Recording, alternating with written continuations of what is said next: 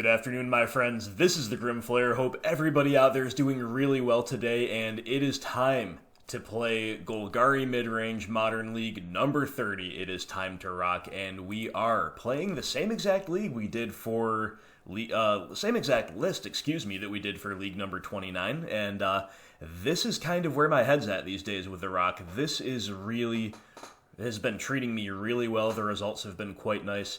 And I also think it's fairly coherent overall. So you can see a more in-depth explanation across a few previous videos. Maybe check out the deck techs of the last two leagues, plus check out the couple recent theory videos I've released about whether we should quote-unquote punt the blue-white control matchup, and whether it's time to play 7 discard spells to really see where my head's at. But kind of the 3 pillars I'm following in terms of how I specifically am constructing my Golgari lists at the moment are number 1, 7 CMC1 discard in the main deck.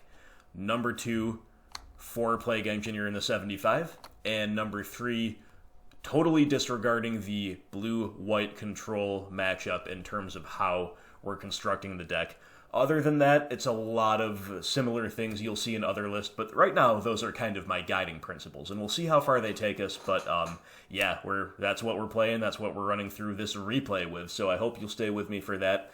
Right before we begin, we just want to say a heartfelt thank you to all Patreon supporters, to the Inquisitors, the Unearthed, the Confidants, the Tireless, and of course, those who are of the Veil. My friends, if you are enjoying this content, the link in the description below, patreon.com/GrimflayerMTG, is the very best way to give back to this channel, to the hours of content that I bring you on a weekly basis. And so thanks to everybody doing that. Without further ado, let's play our Modern League.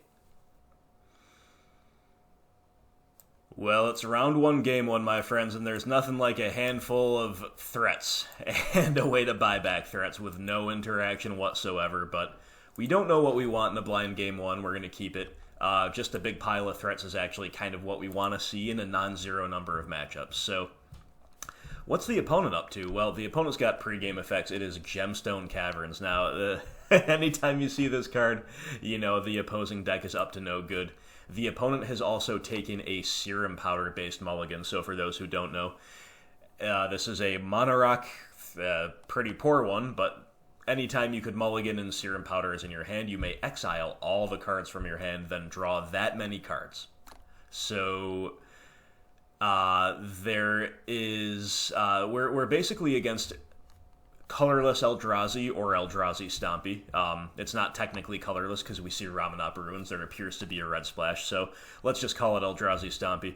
But the idea is that they're able to mulligan aggressively to Eldrazi Temple, which is kind of the best land in Modern in a vacuum, relative to the types that it synergizes with. And between that and other mana acceleration like Gemstone Cavern and Simian Spirit Guide, they can power out gigantic Eldrazi way above curve. And have the seriously significant upside of Eternal Scourge basically giving them an 8-card hand. You know, if they mulligan a Serum Powder 7 and keep a normal 7, but they happen to ship away an Eternal Scourge along with that Serum Powder, well, then they just started with 8 cards. So specifically against interactive decks like ours, this Eternal Scourge angle the deck attacks on is extremely strong. And right now, Eldrazi decks are my boogeymen. So I'm very unhappy to see this deck. I don't like to see any Eldrazi variant, really. Definitely not this one. Definitely not Eldrazi Tron. Eldrazi and Taxes is not particularly great either, but I'm a little more happy to see that than these other ones. But yeah, the Eldrazi, they're big and they're mean, and they're casting turn 1 Thought-Knot Seer on the draw. So fortunately, our hand is pretty redundant. We've got that going for us. And they're just going to take away a Goyf. They have notably, I believe they mulliganed with Serum Powder, then they mulliganed as well down to 6. They exiled Simian Spirit Guide here, so they are actually down to 2 cards in hand. That's the upside. So we'll just have to see if we can find any way to beat this Thought-Knot Seer. Right now, we just draw another land, so the best we can do is play out a Goyf, and hope we find some interaction for that alien staring across the field from us. Coming across for 4 will take the hit. And then the opponent will cast that Eternal Scourge from exile. So, as I said at the beginning, it's just very, very good. You know, you try to interact with it, it goes into exile, and then they can repeatedly cast it from exile. Insult to injury, they don't, in this build, they don't even have to find it in their natural progression. Again, they can just mulligan it away with Serum Powder, and then they have that advantage. So, we do draw Fatal Push. That is an excellent draw, and we are going to main phase it, getting Revolt, killing the Thought-Knot Seer, seeing if this draws us anything else we'd like to do this turn. Not particularly. So we've got a 3-4 Goyf. What do we do? Well, I actually thought about the attack, but then I decided, you know, I've got the resource advantage. I'm kind of the control in this situation. Between their Mutavault and their Eternal Scourge, neither of which our Skoos can block well this turn. I think I'm supposed to stay back. We'll play the Skoos and then hopefully wall off their attacks. Of course, they could top deck some other Eldrazi, but looks like it's just another Scourge now. So they've got value for days against our interaction from these two things. But at least for the moment, we are outsizing them with our Goyf. So we'll cycle away the Unearth, just kind of really digging for more action.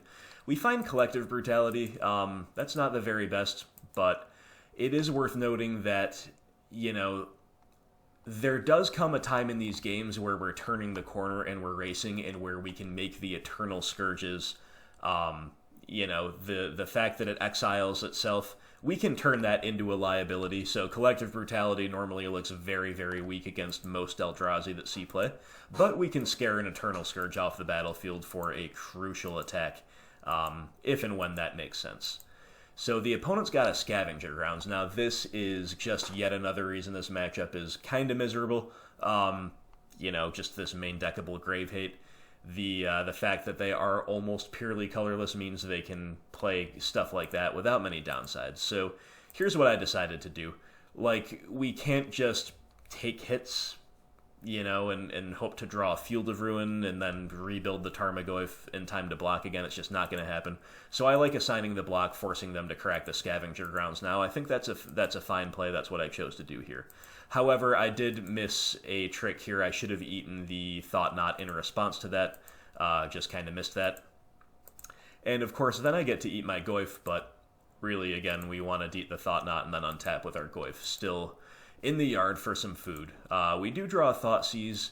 Not sure how that's going to be, but it turns out to be awesome. We get to take away a Reality Smasher, which otherwise would have pretty much been the nail in our coffin. So we'll eat the Smasher, and we will, once again, just kind of be in a defensive posture. We are walling off their attacks fairly well right now. And the opponent is just going to pass back, so another Skoos is our draw. Not a very exciting one, but definitely just going to develop our board here. And you know, with another Skoos around, even chump blocking can be kind of judoed into an advantage, if you will. Opponent's hand is starting to get clunky. They're seeing multiple Gemstone Caverns. They've got a Simian Spirit Guide in hand. That's the price you pay for, you know, trying to cheat so aggressively on mana. You can just kind of, the deck has a pretty high fail rate, right? Speaking of fail rate, the opponent's got an Eldrazi Obligator, so this is really probably the predominant reason for Red Splash. This card's actually really good. 3-1 haste, we all know how impactful haste threats can be, especially with all the Planeswalkers running around Modern. And it's got a really nice ability when you cast a spell you may pay 1 of any color and 1 colorless. If you do, you gain control of target creature till end of turn. Untap that creature, it gains haste. So this is a really nice way for them to break through board stalls like this, or it's just an aggressive, proactive thing to do in general. However, the opponent exiles the Simian Guide from their hand to pay for it, but then can't quite pay for it because you need to make colorless mana for this. So a little bit of a missequencing on the part of our opponent, so they just went pretty significantly down on resources and played the Obligator at a deeply inopportune time. And we draw Fatal Push, so it's time to punish them for that. We got the Collective Brutality to kill the Obligator, drain them for 2. And now we can start attacking with a Skoos. So if if they decide to double block, we'll be priced into pushing. If they don't, we can actually use our push to take a little bit less damage and then start getting this other Scooze up out of, up out of that 3-3 zone. And the opponent will indeed force us to spend the push because they are double blocking. I do think this is totally fine.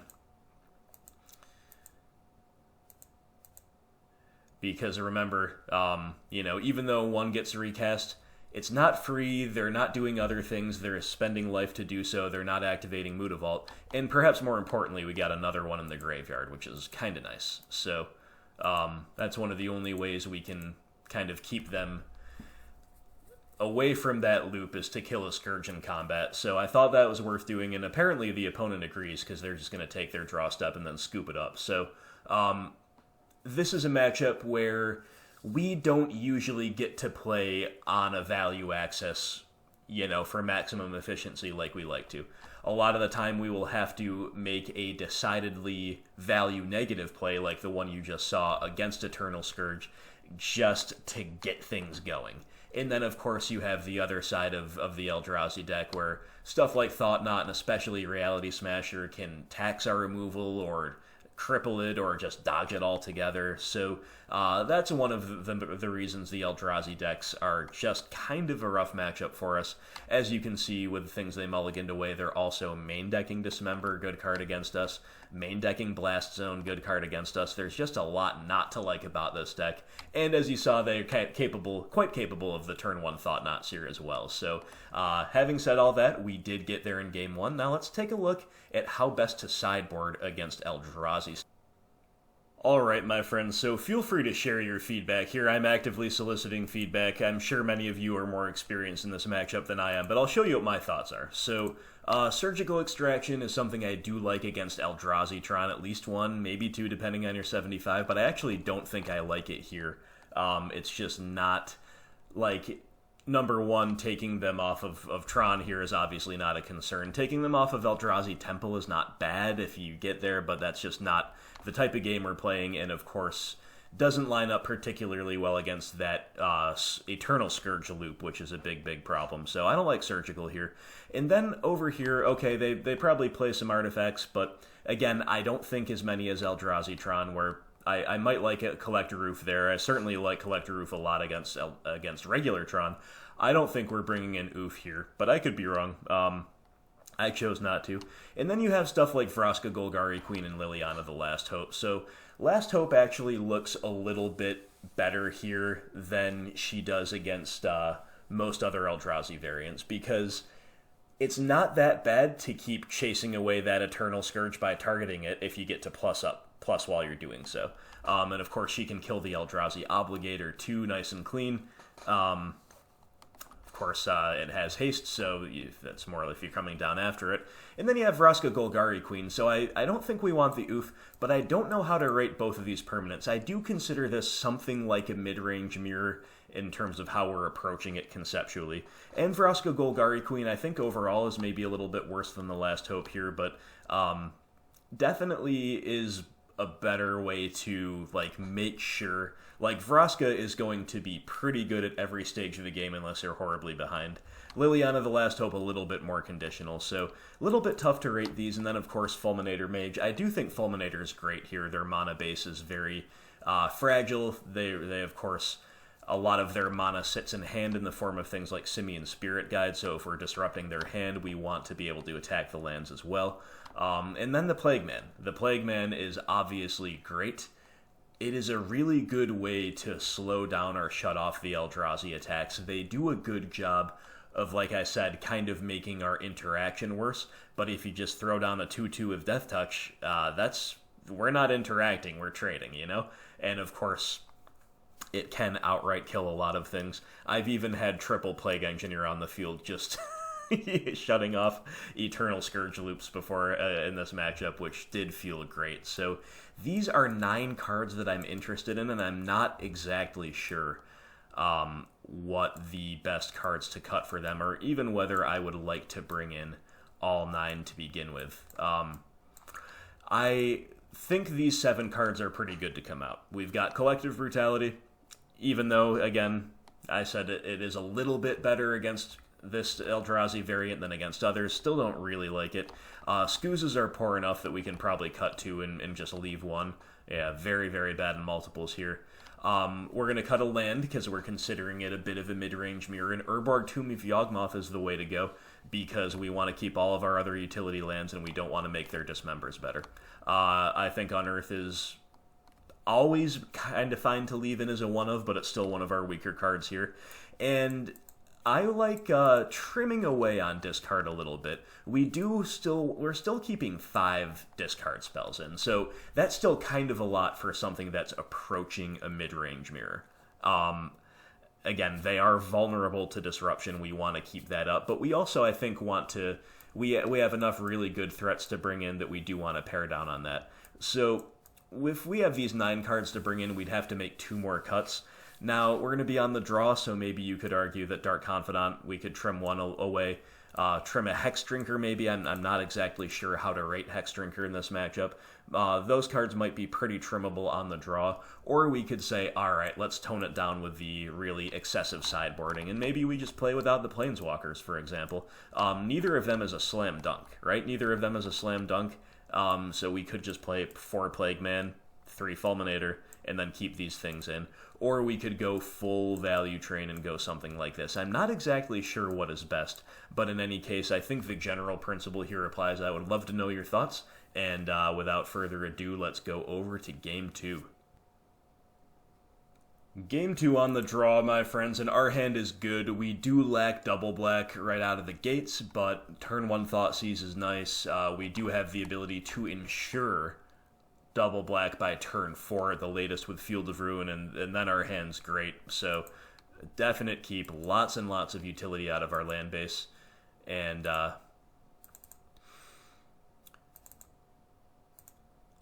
opponent goes down to 6, starting off with Ramunap Ruins, exiling Simian Spirit Guide, and here's that turn 1 Chalice of the Void. So that's going to shut off our Thoughtseize. That is unfortunate, but our opponent has kind of Thoughtseized themselves in a way in order to do so. So pretty fine with me. Trophy, another good draw. We'll just go Treetop and pass the turn. Opponent's got a Mutavault. They're going to pass. They're probably a little ways away from casting anything extremely impactful. Another Liliana. Fine. Still no double black, though, but we'll play the Nurturing Peatland number 1 because if we top deck a black land, we can do anything we want in our hand next turn, and number 2, we've got Trophy this turn in case they try to power out like a Chalice on 2 or something. We'll just have to see what they do.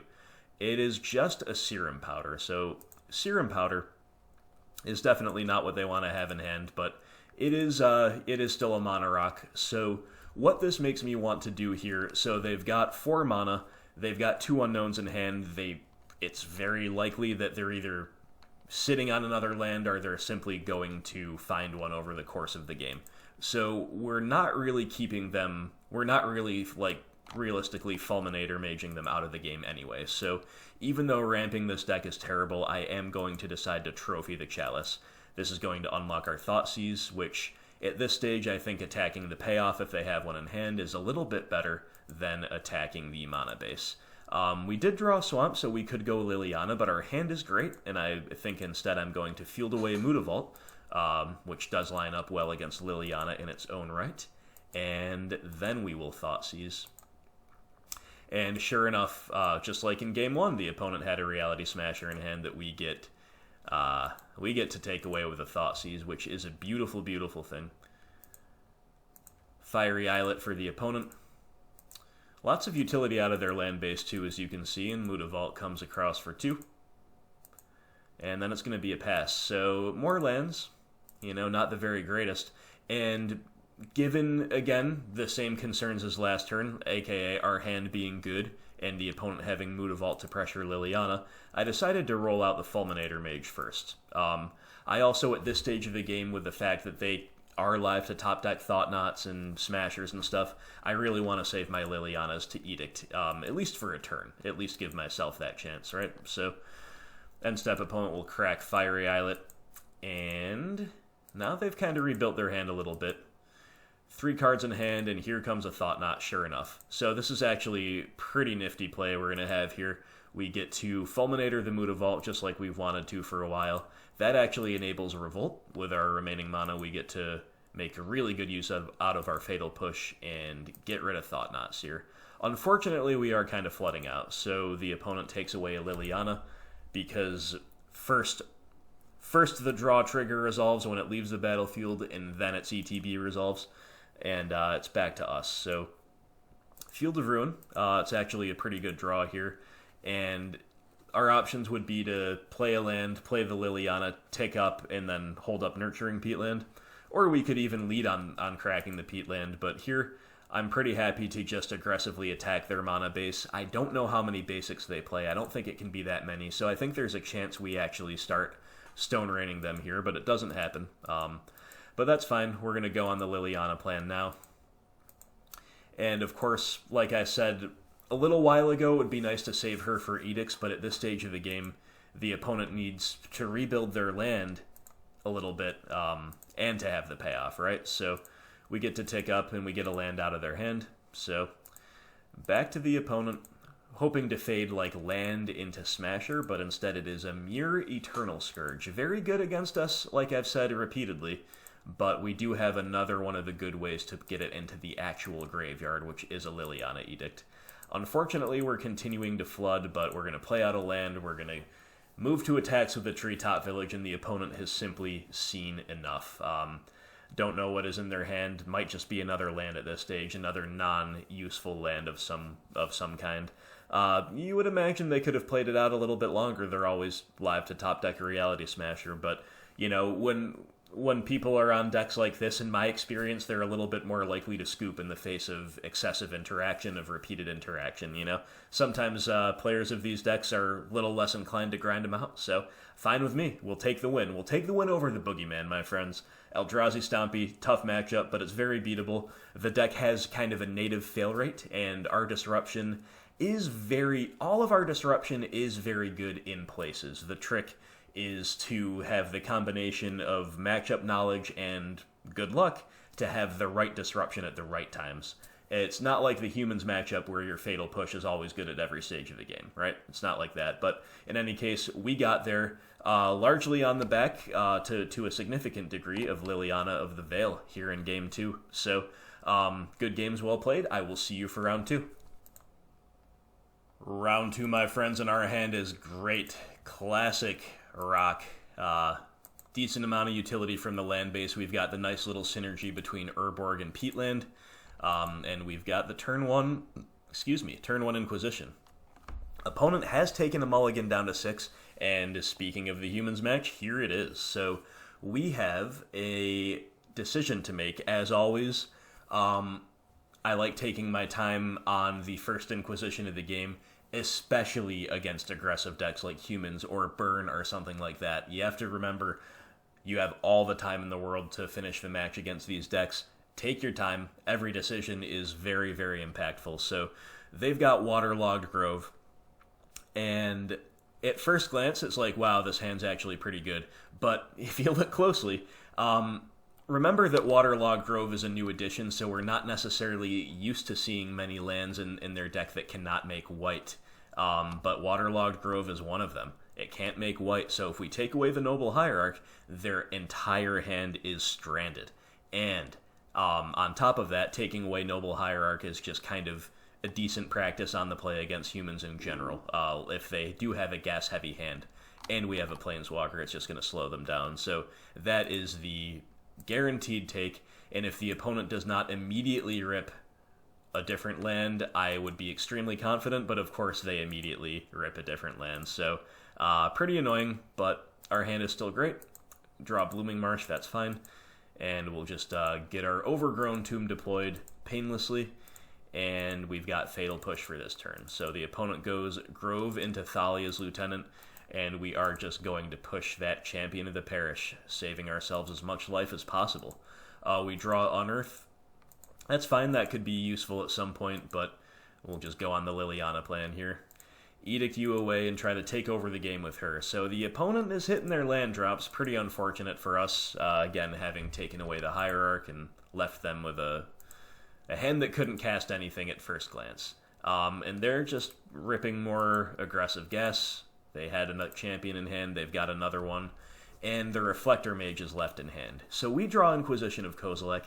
Yeah, kind of a poor draw, just because we're ticking the Liliana up anyway, but in any case, let's cycle the Unearth, see what we can see. We draw Scooze. Alright, that's a good draw. So we'll tick up, we'll get rid of that Reflector Mage at the cost of our Inquisition. And then we could play the Scooze, of course, but I don't want to trade away the Scooze with a champion. Even if I was inclined to, they draw any human, this champion becomes a 3-3. So instead I'm going to lean on Assassin's Trophy, maybe make them puzzle over their attacks a little bit, try to protect our Liliana, and then we'll try to play cleanup with the Scooze next turn. So they've got... I think this is the right attack. They're sending both at Liliana. They just know they need to put her out of Edict range one way or another. So we trophy the bigger champion.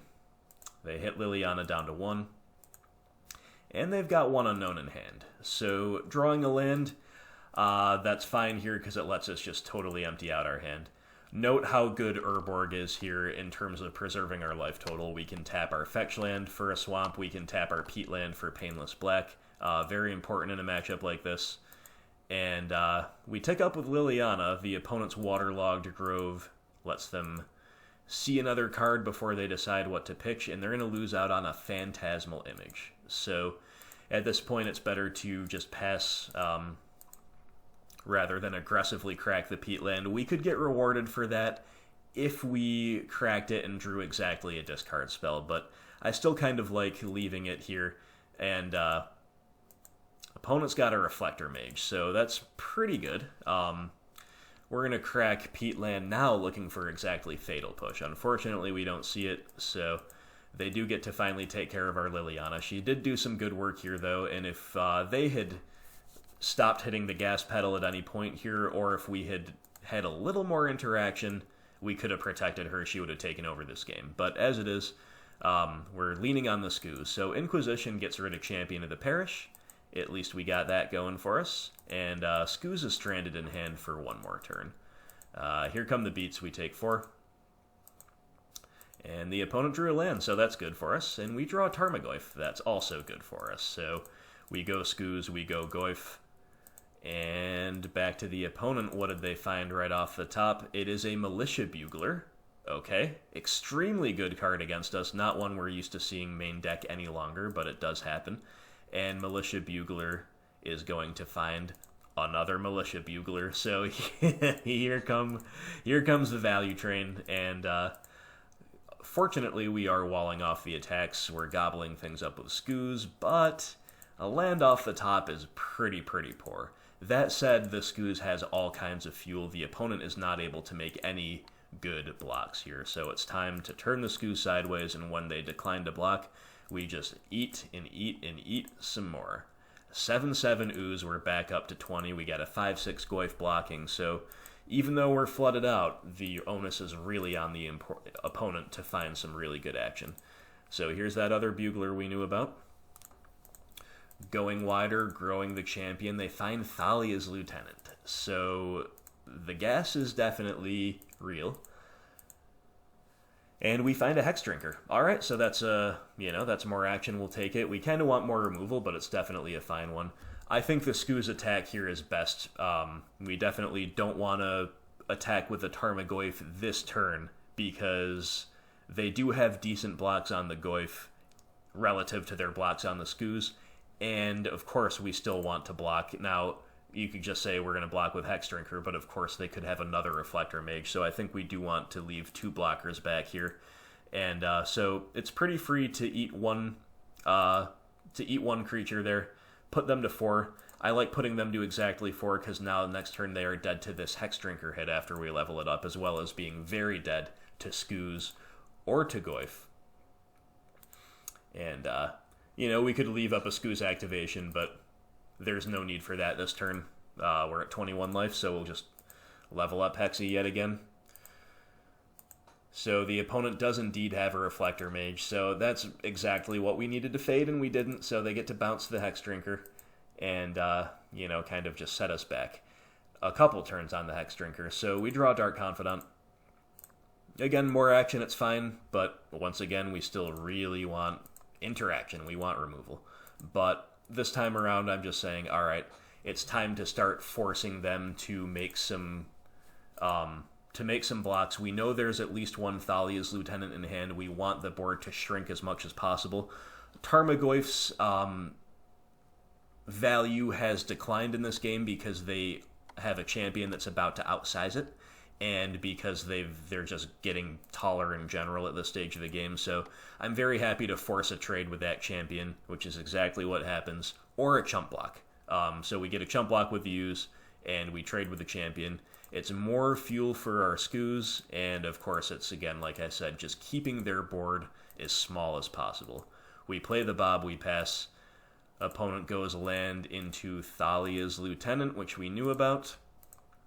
And their last card is another Thalia's Lieutenant. So, absolutely one of those games where the human deck just keeps hitting the gas pedal. So much gas off the top. It's pretty crazy. And now the opponent's just going to turn them... and it's not even true that they're turning them all sideways, because this guy has Vigilance, too. Such a good card against us. Can't be overstated. So, is it worth chumping with Bob to gain 4 life? I don't believe so. So I'm just going to let it all through. We'll use our mana here with Skoos. No reason not to. And then we will take the hit. So we're drawing 2 cards. We've still got a lot of really live draws. Any interaction would be great. Instead, we draw land in Thoughtseize. Pretty much couldn't get any worse than that, especially painful non-utility lands. So we've got to attack with the Skoos, make them block. They know we've got the Hexdrinker, and it's time to just put the Hexdrinker back down, and might as well leave a little bit of question in the air for the opponent. Right now, we're representing everything. We're representing Decay, Trophy, Revolted Fatal Push, you name it. We are representing it, or like a push plus a Skoos activation, something like that. And the opponent, if they attack all out with everything, as things stand, we can survive. That's just down to the very top of the deck, and the opponent top decked a Mantis Rider. So what are you going to do? What are you going to do? We can still make our blocks here, and we can still actually survive. We're down to 2, though, and their attack, I think, would have been a lot worse without that, or a lot more questionable without that, but the Mantis Rider gives them a great deal of inevitability, and we just simply draw a swamp. So we'll attack with the Skoos yet again, just, force them to actually assign a block. Again, we could sit back, but at that stage, they're just going to get us with a Mantis Rider either way. So it doesn't really matter what we do. We just got to make the opponent keep seeing the correct blocks and the correct attacks, and that's going to be that. So that was a heck of a game. We lose at very narrow margins on turn 12, and I don't know that there was really any other lines that we could or should have taken. If way back on turn 1, when we took away this Noble Hierarch with our turn 1 Inquisition, and the opponent was stranded with entirely uncastable spells in hand plus a Waterlogged Grove, we also had a Fatal Push in hand, so even if they top-decked another Mana Dork, we could have pushed it.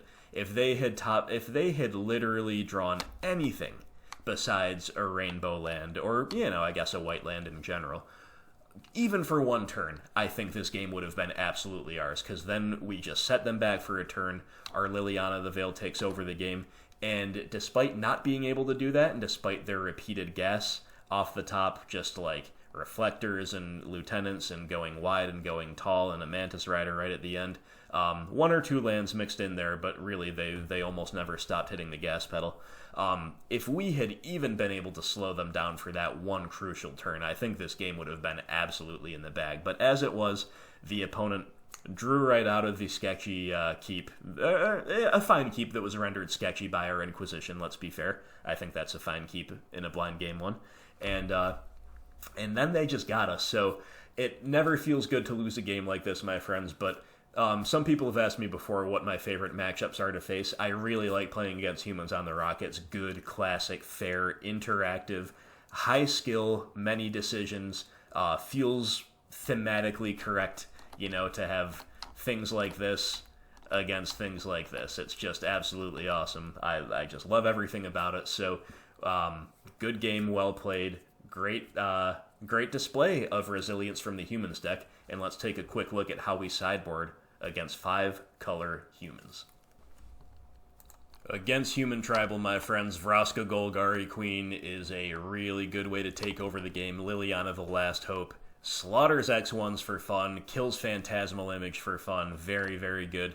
Quadruple Plague Engineer, what more do I need to say against a tribal deck that plays Aether Vial? They're low curve, therefore they get wrecked by the Plague Man, and Collective Brutality to round things out as yet another form of spot removal, mostly with other use cases, namely the life drain. So what comes out? Well, I like siding out these 6 cards no matter play or draw with this particular 75. Thoughtseize is very painful. You can also whiff a decent amount of the time in the mid-game. Unearth, once again, fine, but one of our weaker cards in the matchup, fine to side it out. Liliana the Veil, a little clunky. We don't want to... Like, if you're in doubt, I kind of like hedging away from 4-ofs when it's borderline, just so you don't get randomly hosed by a lucky meddling mage name. And we can trim a Tireless Tracker. I don't mind leaving one in, but pretty slow card for the matchup, right? So I like losing these 6. And then Inquisition number 4, I'm going to cut here for game 2 because I'm on the play, and we'll play with a full 4 Dark Confidant. But if we can take him to game 3 and put him on the draw, then we'll trim a Bob and bring back a 4th Inquisition.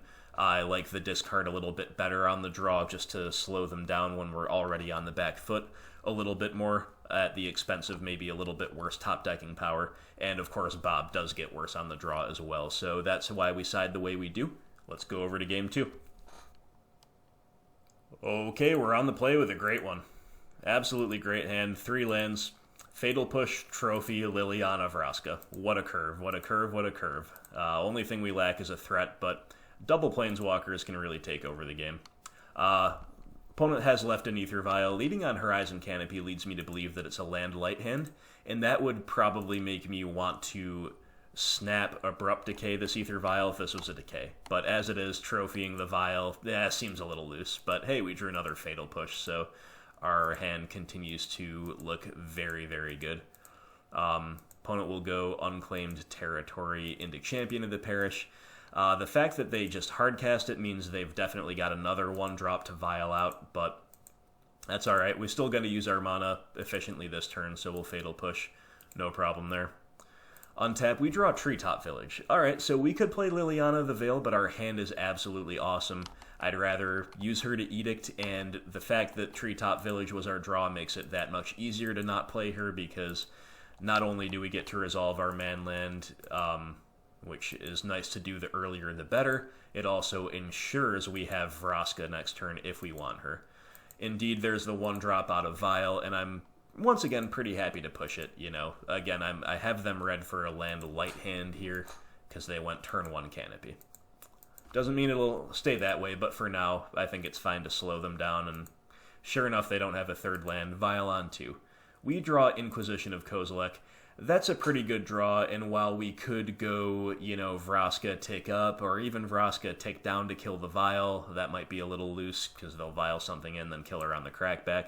Now is a great time for an Inquisition. Just gives us perfect information, lets us decide whether we want to go on the Liliana plan yet or not.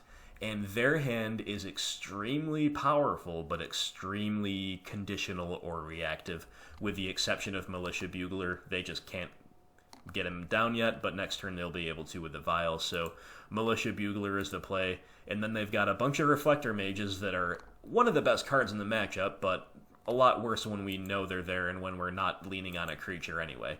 And of course a Phantasmal Image, which doesn't have anything to copy as of yet. So even though this is going to mean pitching a card in our hand, I'm quite happy to go on the Liliana the Veil plan now that I know that's their hand. And we're definitely pitching Trophy rather than Vraska here. Even though Trophy's great in the matchup, that's just where we're at. Vraska is definitely better right now. So opponent's Vial goes up to 3, and they find the 3rd land. So now they get to just start running out these Reflectors as just 2-3 do-nothings that are forcing us to answer them with Liliana. So now it's Vraska time. Or is it? First we'll Edict,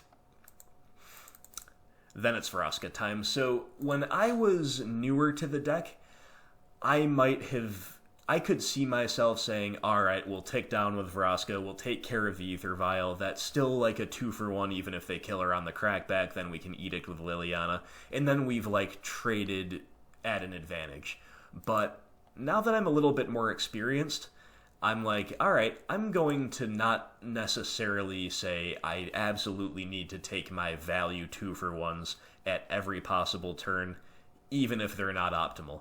This is also a value-oriented play. It's not a 2-for-1 because we lose a permanent, but I'm basically saying, alright, can you keep up with my Vraska +2 as I keep seeing new cards and churning through the deck?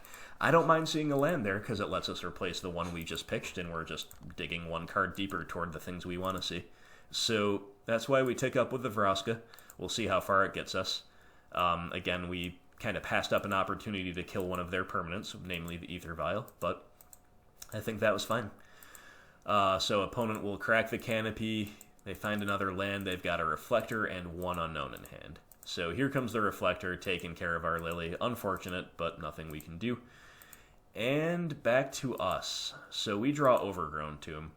Once again, I'm rating the tick up higher on Vraska, and we'll cash in that fetch land. It's the most life total efficient thing to do. Unfortunately, we are flooding pretty badly, and we know they have another Reflector Mage in hand, so instead of playing out the Bob and giving them a great turn, we're just instead going to sandbag him and sit behind the Treetop Village as well. Maybe try to have the Treetop Village as a blocker. Now they can, of course, Reflector on the Treetop, but that's a little bit less of a setback in terms of the ability than getting our Bob Reflectored would be. And sure enough, here comes that other Reflector Mage going to, clear the way for a very minor attack, but an attack nonetheless. But look at all the value Vraska's getting us. She's gained us a couple life. Now she's drawing some attacks. We've seen a bunch of cards, and our flood levels are absolutely biblical at this point. So once again, we're going to keep digging. We're going to keep digging. There we go. There's a little bit of action. So we float mana first before we sack that swamp. Use that to play the Bob, and then we'll run out of fetch land and pass. We've got Decay held up here, and we'll see what the opponent has. Sending them both at Vraska. So now, now I'm a little bit more interested in trading 1-for-1 with these Reflector Mages, just to keep the Vraska value going. Definitely not chumping with Bob. Bob is going to be pretty good at this stage of the game. Even though it's turn 7, we're above our starting life total, so Bob is good. However, opponents got other plans for our Bob. They're going to bounce him back to hand with yet another Reflector Mage, this time in the form of a Phantasmal Image. They play a land, and it is back to us. We draw Scooze. Okay. Nice draw, and now at this point, I'm pretty happy to start cashing in. Taking the Vraska down, we don't really need to dig anymore because now we have the Scooze, now we have the Bob to come back down, now we have the Treetop Village, so we have card advantage that's going to be coming our way, and we have a couple good mana sinks, and we outsize their board right now. So therefore, I think it's better to just start pivoting to the kill your board plan with Vraska. And the opponent probably drew another land there because they're just going to scoop it up. If indeed that's what happened, or another do-nothing card at this stage like Aether Vial, there's just no way they get there because our Scooze starts taking over the game. We can replay the Bob. We can do whatever we want with Vraska, probably tick her back up, and this is just the stage of the game where we completely take over. So that was fun. That was like a classic control role in this matchup, and we didn't have much of an onboard creature presence, but as it turns out, against a handful of Reflector Mages, we kind of didn't want one anyway. So Planeswalkers carrying the day. Vraska ended up being the one that we rode to victory. But hey, yet another good display there from Liliana the Veil. Absolutely crucial in terms of keeping the board clear and paving the way for Vraska to have the luxury to repeatedly take up and take over the game. So that one felt great. We get one back on humans. Let's take a look at Game 3. Okay, my friends, so the opponent is on 7 and on the play, and we have, you've seen me keep one-landers before, a decent amount of the time, even especially on the draw, but this is not one we can keep. We just don't have any one-mana interaction to make it worthwhile, so we throw that one back. Oh, and then this one is especially punishing because it's yet another one-lander, and this one has a Field of Ruin. I would be pretty happy with this 6 if this was a Blooming Marsh. This is a Blooming Marsh, I'd say, alright, I accept this is a fine 6. But as it is, I don't like it, but at the same time, are we beating a 7 on the play if we mulligan to 5? This is actually kind of a really, really good 6 if we just hit a land in the first couple turns, a colored land, that is. So I did decide to keep it. I decided to ship Tireless Tracker. It's for all intents and purposes a 4-drop, and Vraska is the better 4-drop. So, yeah, we're just keeping and hoping. The opponent goes Ziggurat into Champion of the Parish, and we draw Tarmogoyf. Okay, so no land for us. If we get one next turn, we might still be in some decent shape. The opponent will go Meddling Mage, naming Fatal Push, and they will hit us with the champion. We draw another Tarmogoyf, so yeah, pretty poor. Pretty poor. Opponent is curving out Waterlogged Grove into Mantis Rider and hitting us for 8. And I draw Insult to Injury. We draw the Fatal Push, which is not only uncastable, but also locked out by Meddling Mage, and that's just going to do it. So very, very anticlimactic. We got, just barely lost that game 1. Again, the opponent finding the unclaimed territory on their first draw step of the game, where otherwise they would have been very, very done for. And then we had to battle our way through the game 2, only to just drop this without putting up any kind of a fight here in game 3. I do stand by my decision to keep this 6, because if you look at their curve out, and we mulligan even to like a decent functional 5, we are not beating Champion into Meddling Mage, into Mantis Rider, with redraws on the field. They have Flood Insurance. There's just no way we beat that. I think the way that we beat a good Humans curve out is to keep the double Inquisition hand and just hope we draw black land. We just didn't draw the black land, so feels bad, but we don't want to fall into the trap of, like, this keep was terrible because it didn't pay off. You have to say, on average, does this pay off relative to an average 5? And even if it doesn't work out every time, we still need to kind of try to remain objective and operate on that metric. But Humans, man, I love the matchup. It's a good matchup. It's a fun deck to face. It's a fair deck, but they are pretty brutal. They are a very good deck for a reason. I consider it about 50-50-ish, but they did get us this time, so unfortunate, but good games well played. Let's take a look at round 3. It is round 3, my friends, and our awkward hands persist. That one was a lot more functional, but in a blind game 1 with Peatland as the only land, there's just way too many ways that can go wrong. So we do take a mulligan, and this is a perfectly serviceable 6. It's an open question as to what we bottom. It's actually really hard to say. You could make an argument for a variety of things, but I chose to bottom the trophy, which is the least efficient form of early interaction.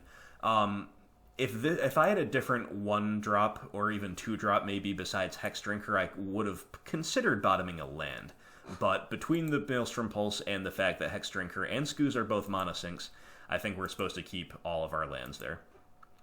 The opponent has mulliganed as well down to 6, and we will go Blooming Marsh into Hexy, and the opponent will go Forest into Hexdrinker. So this might be the mirror match, or it might be some kind of green Stompy deck. A lot of decks like that are playing Hexdrinker as well. We draw another land, so I did choose to offer the attack here because I have the Scooze. They may or may not have a Scooze, but even if they do, I'm on the play, so my Scooze is going to be better. Therefore, I think a trade is definitely working to my advantage here, given what I know, right? Given what we know, I think the trade does benefit us. So the opponent is going to fetch an Overgrown Tomb, and they've got another Hexdrinker. They're going to level it up. Alright, we draw a Tireless Tracker, so this looks like the Rock Mirror to me, and therefore a Tracker is a great draw. We really just want to fade discard. So I chose to go ahead and pulse away the Hexdrinker. That was not strictly necessary because Pulse is actually one of the very few things that can function against Hexdrinker while it is in that medium stage protection from instants. However, we know we're going Tracker into Fetchland next turn. We don't want to wait too long on the Pulse. Pretty happy to just fire it off there. Opponent has a third Hexdrinker, so I suppose that does punish us for pulsing a bit. But they're only stuck on 2 lands, so it's very possible they would have just leveled up the Hexdrinker twice that turn anyway, right? In any case, it is all good because we're in a mid-range mirror and we get to go turn 4 Tracker, make 2 clues. We'll attack with the Skoos first, see if we can bait the opponent into a suicidal block. Of course we cannot. So before damage, we'll Effectual Shock, we'll make the Skoos a 3/3, and we'll pass. Opponent will pump a couple of levels into the Hexdrinker and then pass, still stuck on 2 lands. Not very good. We're going to go ahead and crack a clue first, see if we can find some good action. Liliana, the Veil would be nice. Instead, we find another land. As long as our Hexdrinker sticks, our Tracker sticks around, that's fine. And it is actually safe to attack here with both of our things because we can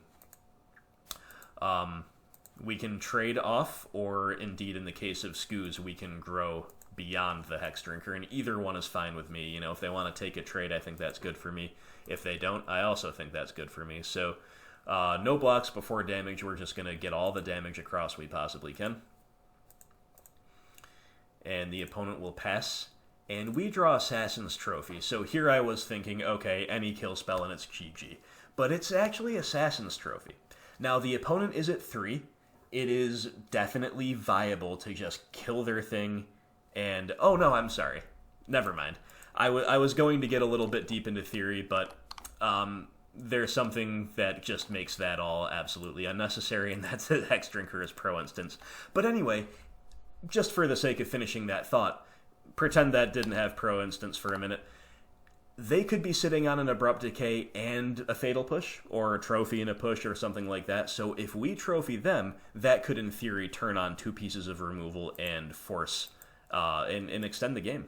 So instead, I do think it's correct to just keep digging, crack the make a clue, crack it, crack another clue, and all we're finding, my friends, all we're finding is lands. So it's got me a little bit worried that this game could, in theory, slip away from us, but let's just turn our stuff sideways, make the opponent have something. Their opponent's going to block the use. They're going to force us to activate here.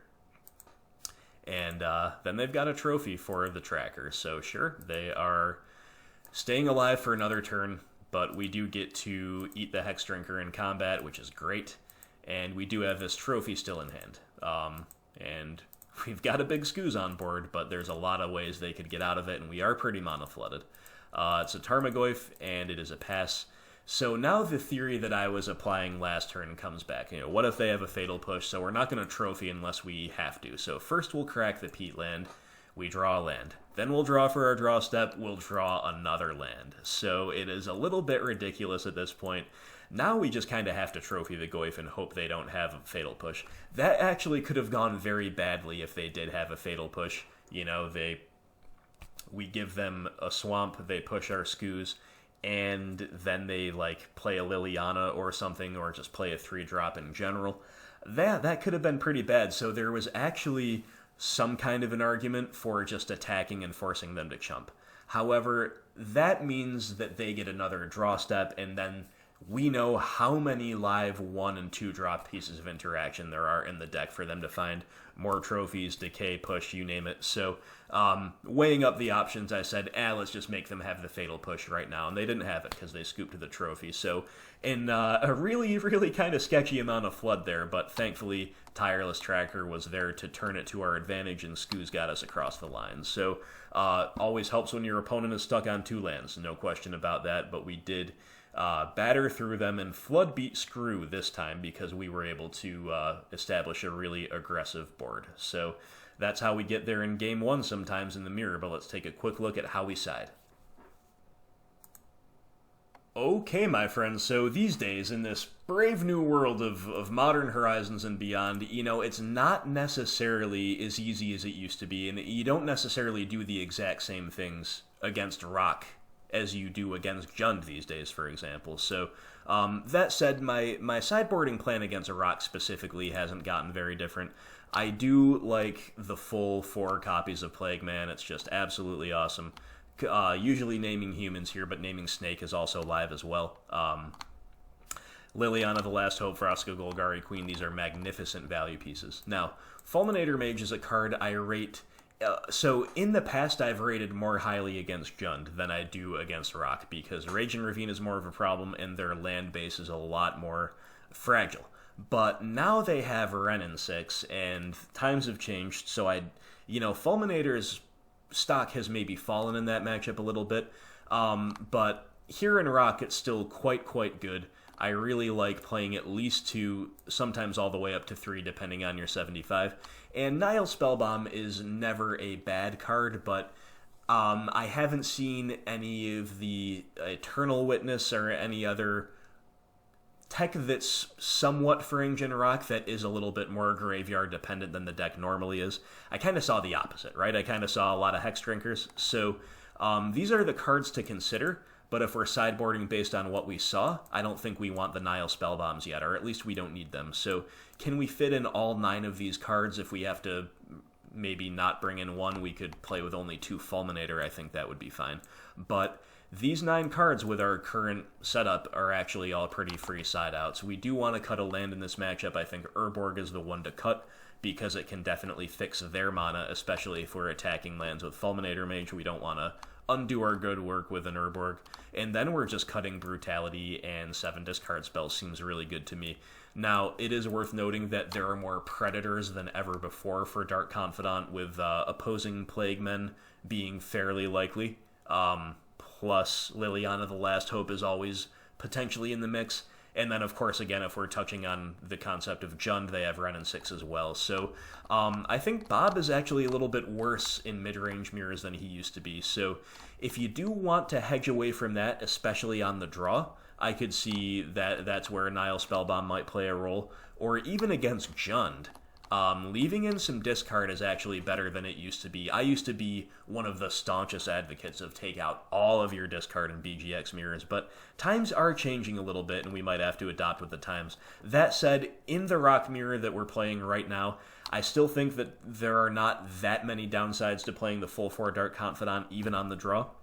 So until we see, stuff that makes us really actively want to bring in a Spellbomb in this place, I think I would set up just like this. On the draw here for Game 2, and we've just got a big pile of threats in our hand. Remember how I said that in Round 1 of Game 1 in the blind game? The pile of threats is not what you want to see in a blind game, but in a lot of matchups it's actually really good. Well, this would be one of them, so we're very happy to keep this functional hand with just a high threat density. And the opponent goes Treetop Village Pass, satisfied with his or her 7 as well. We draw Maelstrom Pulse, so there's some good interaction. The opponent has left discard in, and we're going to see some of it. So Inquisition takes away Maelstrom Pulse. Interesting. I suppose it is the least redundant piece of our hand after all, so it makes sense. Now, under some circumstances, I am disinclined to run out a 2-drop into a potential turn 3 Liliana of the Veil. At least unless I have a Treetop Village of my own to kill her on the crackback. But with the hand, with our own draw of Liliana, and with the very high threat density, I do think it's correct to play out a creature there and just make them have the Liliana or make them have something else that's good to do. Opponent left in the Collective Brutality, too. These are cards that you don't usually see in the mid-range mirrors post-side, so that just leads me to believe they don't have that many value-oriented pieces to bring in, and or maybe they chose not to play with Fulminator Mage. I don't know. But in any case, we do draw a Dark Confidant. That's pretty good, but I'm also pretty happy to just play a Liliana here, just start getting some cards out of their hand. And, could go a variety of different ways here. It's actually a really interesting decision of who to pitch. You could pitch a Dark Confidant because it does die to opposing Plague Engineers and Last Hopes. And Collective Brutalities, I guess. You could pitch Probably don't want to pitch the Plague Man or Goyf. These are just our best bodies on the field, and of course Plague Man coming down to kill a Confidant or a Hexdrinker in the next couple turns would be great.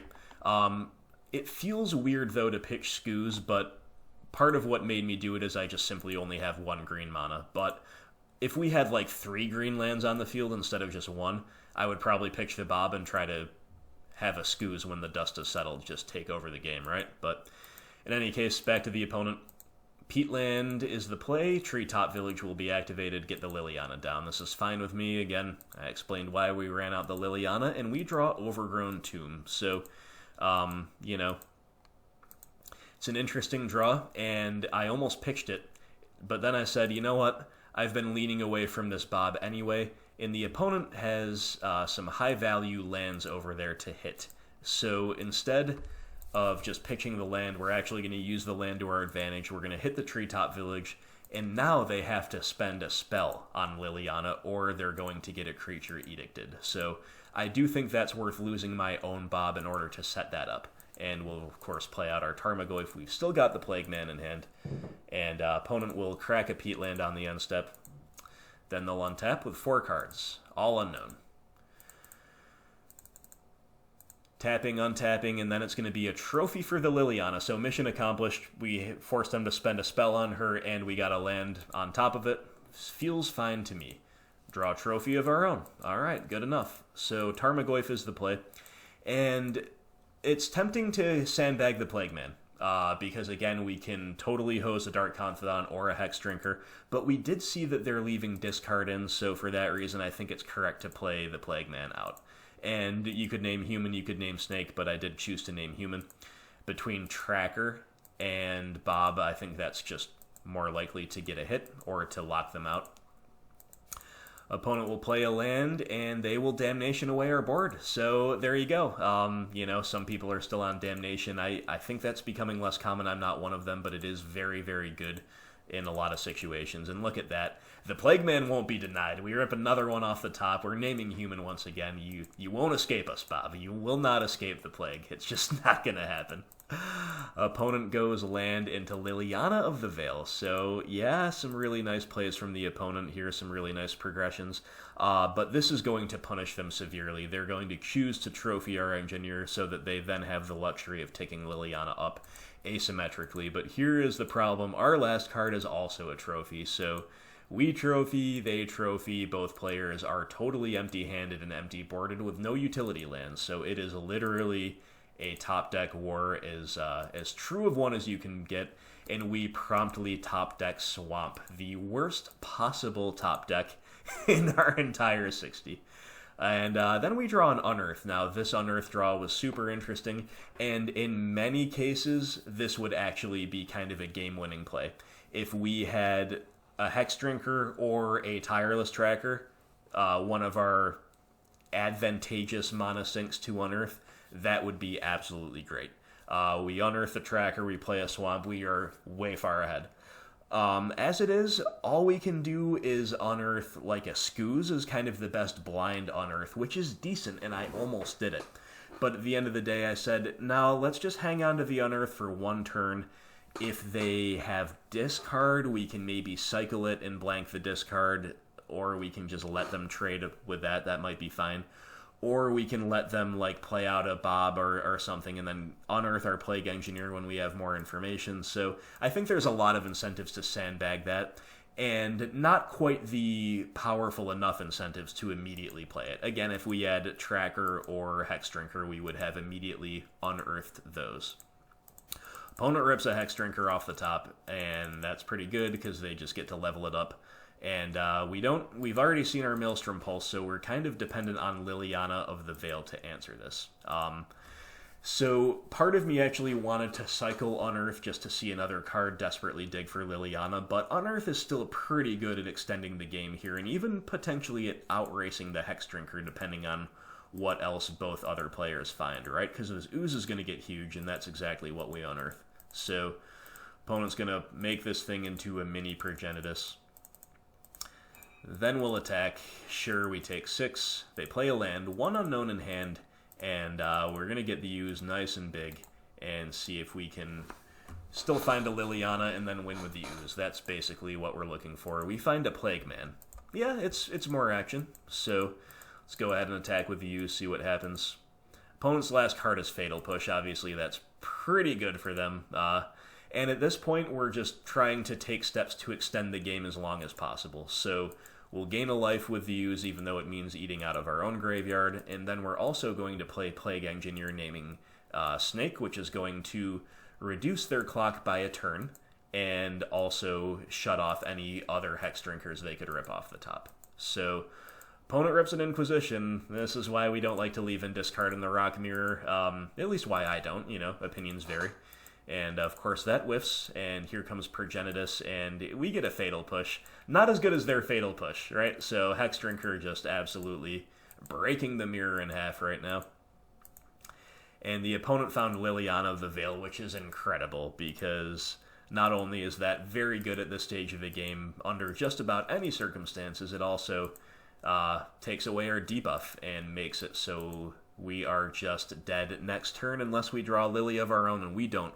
We draw a Hexdrinker, but ours is a little late to the party, and we just get wrecked by the snakes. So, hey, good games, well played, and that was an example of the mirror being, there was a lot of impactful decisions, and then there was the damnation into some planeswalkers, into some trophies flying across the field, and then it was just a pure top deck war. And the opponent top decked a Hexdrinker, and also top decked answers to our stuff, while we did not have top decks of equivalent power. So, you have to navigate yourself into the position, but sometimes, to take the win, but sometimes it's still not good enough. So, anyway, that is how that one went. But we still got Game 3 to play, so let's check that out. Well, we are on the play here, and our hand is sweet. We've got a really nice curve. It's Hexdrinker into Bob into Liliana with a Scooze to clean it up and some nice painless mana. And you can't ask for too much more than this. So the opponent goes Treetop Village, pass back to us, and we draw Field of Ruin. Sure, we'll just play out good old Bobby.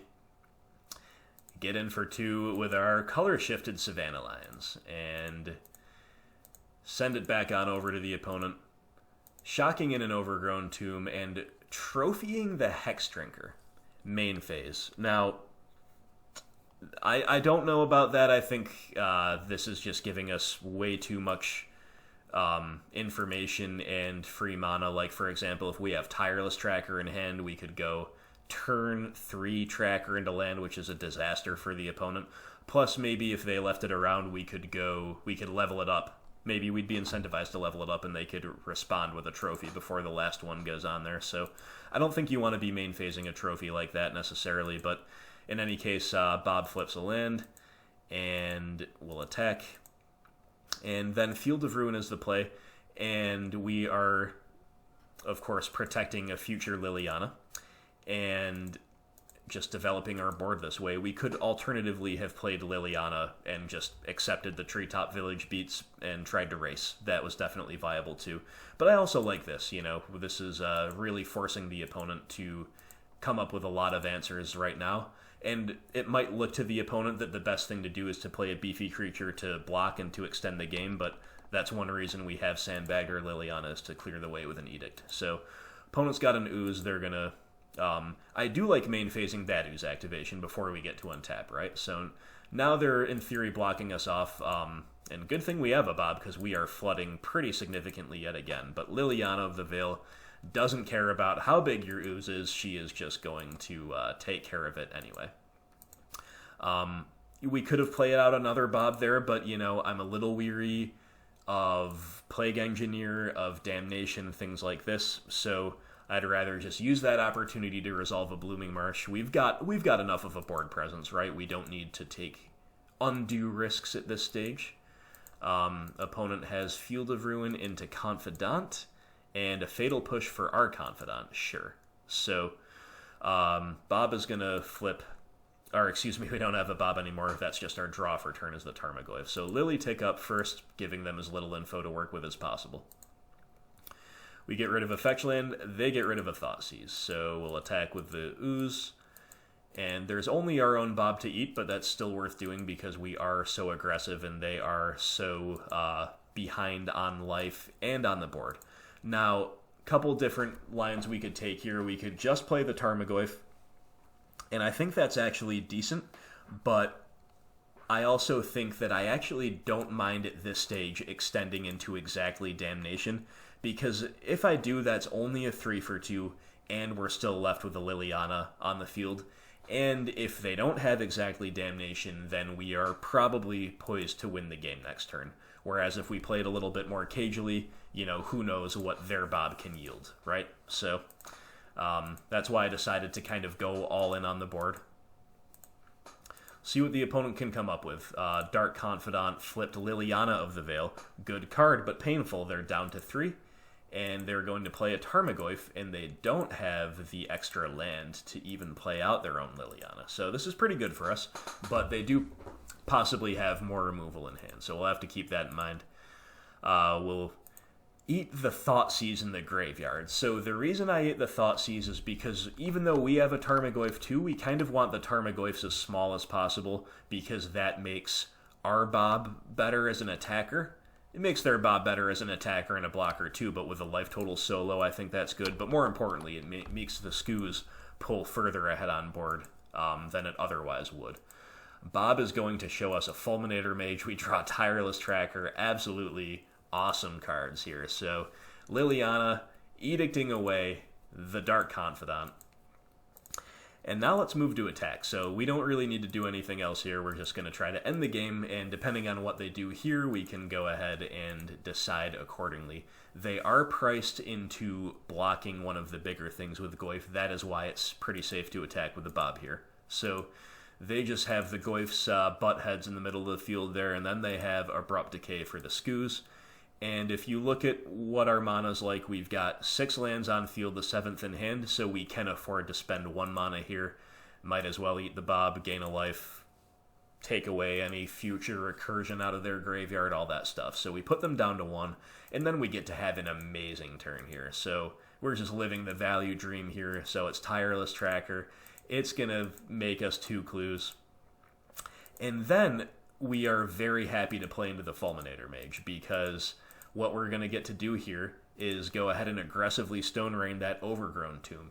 Now, the opponent's only real out is Damnation, so they need to have an untapped black land that's not a fetch land or a shock land, and the Damnation itself. So I really like being aggressive there with Fulminator, and this also just takes them off of like a double push turn or a push and decay turn again, unless they have that. And they don't have it, so that's that. And that was an absolutely glorious visit to Value Town from our side of the field. We had lots of really feel-good moments, feel-good plays. Dark Confidant getting us a lot of extra value. Tireless Tracker was awesome there. A nice cameo at the end from Fulminator Mage. Crucial, taking them off of that dual land there, in my view.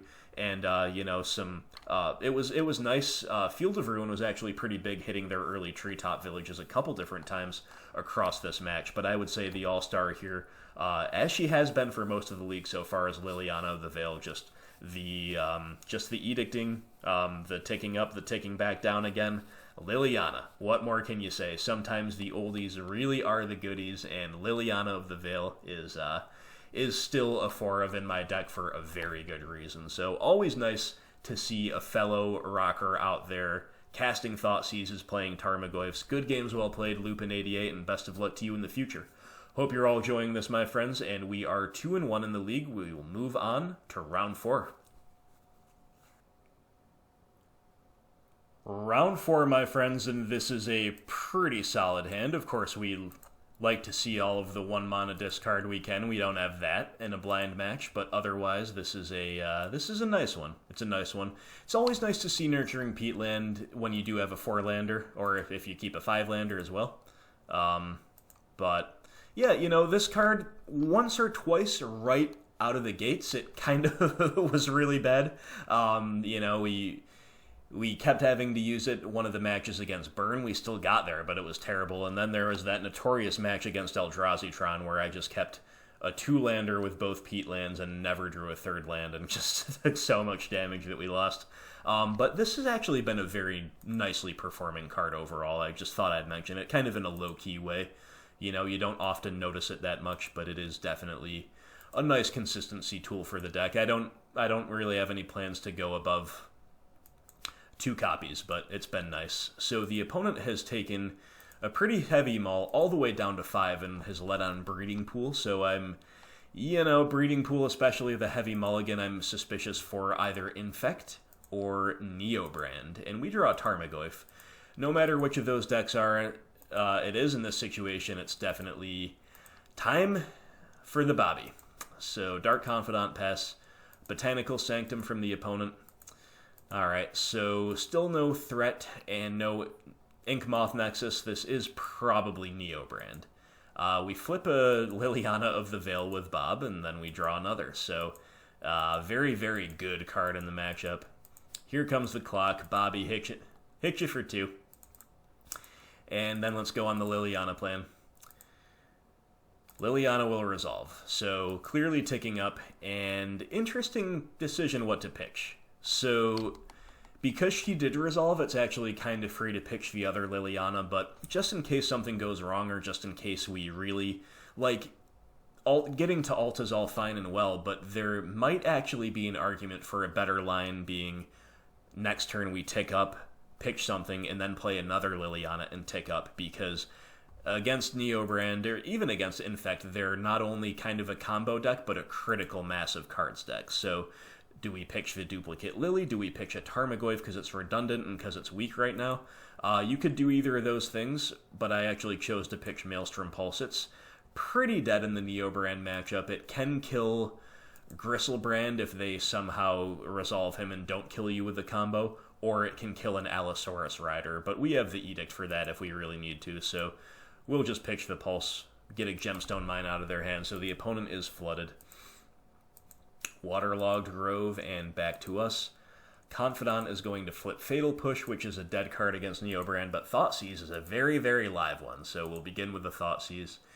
And we see yet another land, and Allosaurus Rider, which is the central combo piece. So for those who don't know, they cast an Allosaurus Rider using the alternative cost, and then they use either Neoform or Eldritch Evolution to go get Griselbrand. They draw their whole deck with Griselbrand, gaining life along the way with Autochthon Worm being exiled to Nurturing Shoal to gain a bunch of life to keep drawing more cards. They eventually kill you, usually with Laboratory Maniac is what I've seen, but there are alternative win conditions as well.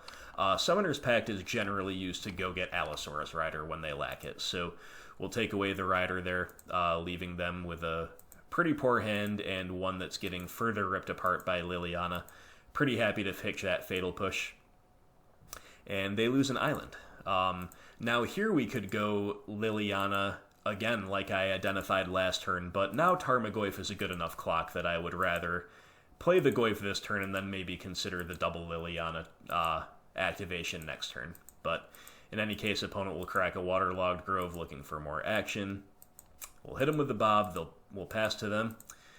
They'll take their draw step, then they'll scoop it up. So sometimes it really is that easy against Neoform. Like I said, they're a critical mass combo deck. They not only need the combo itself, they usually need a high amount of cards in hand because they're pitching 2 to play the Rider. And then once they play the Rider, they need the Neoform or the Evolution. And then, they recoup the cards with Griselbrand, but even then it's not a foregone conclusion. If they don't hit like a Nourishing Shoal early on, they can actually kind of whiff. So they need as many cards as they can get their hands on, specifically green cards. So if they mulligan looking for a busted start or even a functional start, and we have like a discard spell plus some of our proactive cards plus a Liliana, that's oftentimes all it takes. So I think this matchup is very good for us. A lot of people complain about the hyperlinear decks like this. Guys, that's what we're here to beat. That's what we're here to police. Thoughtseize says no to every deck like Neobrand in the format, but it's far from a free win or anything. It's still a pretty scary deck, so let's take a look at how we want to sideboard against Neoform Griselbrand.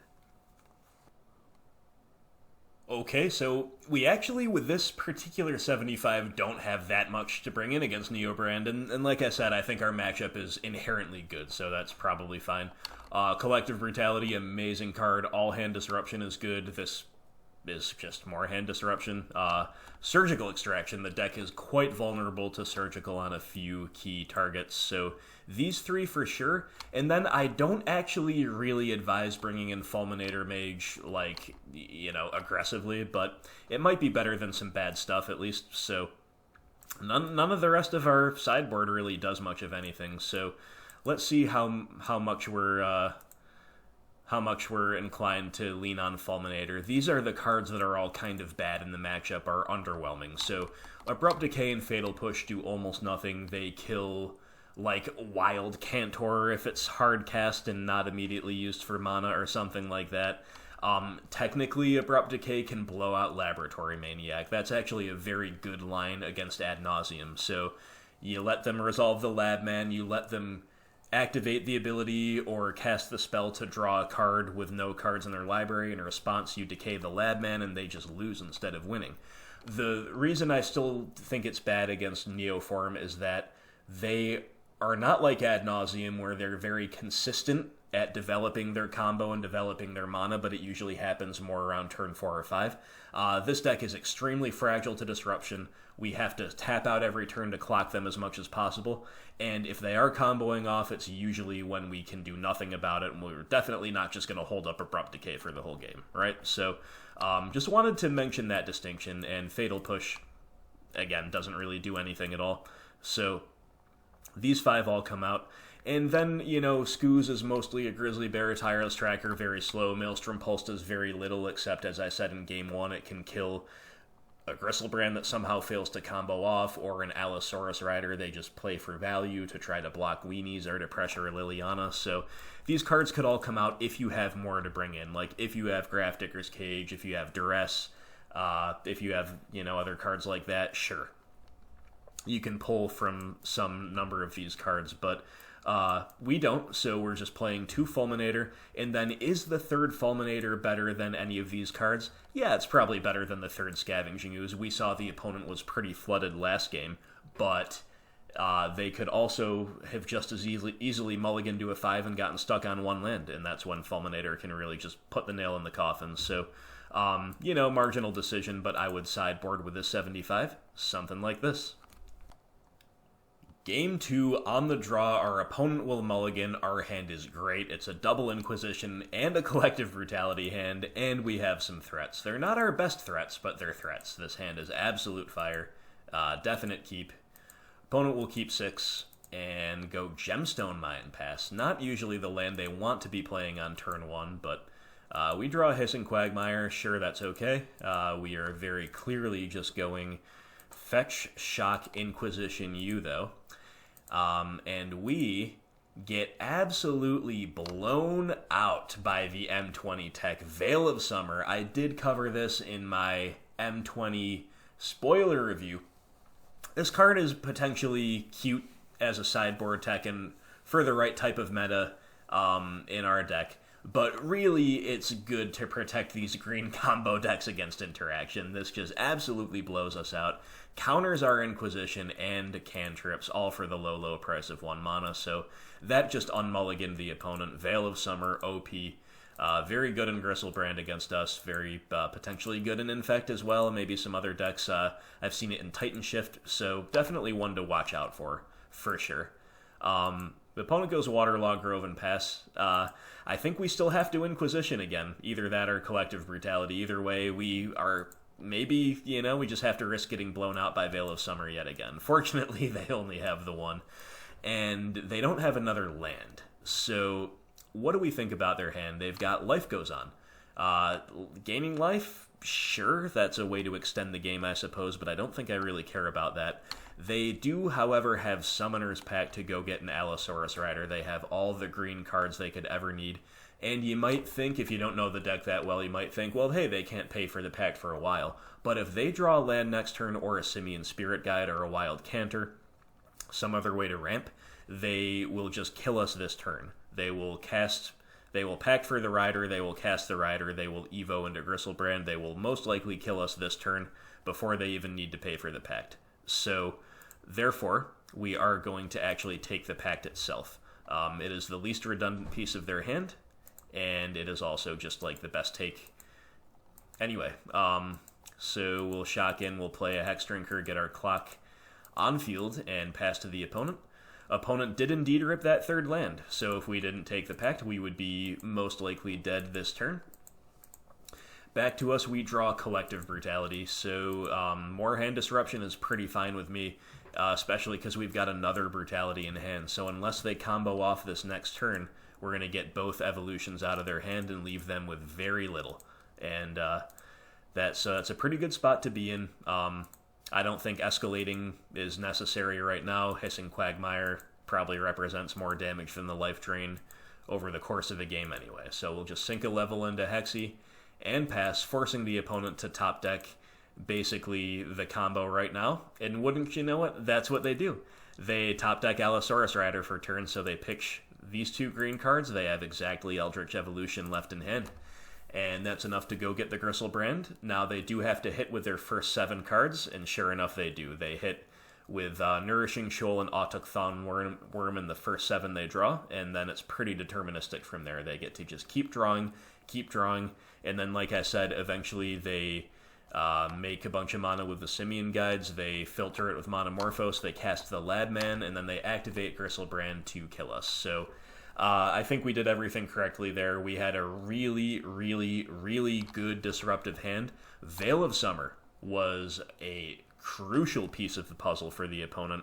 Even if that just countered our first discard spell, that would be good enough. But of course it also drew them 1 card deeper, and that proved to be exactly enough for them to find the Allosaurus Rider right before we could finally finish stripping their spells out of their hand with our 4th piece of discard in the form of Collective Brutality. So we made them have really good top decks, and we also, by the time they comboed off, like I said, they were totally empty-handed, so they needed to hit Shoal and a big green creature in the first 7. They did, and they got us, so hey, that's what the deck does.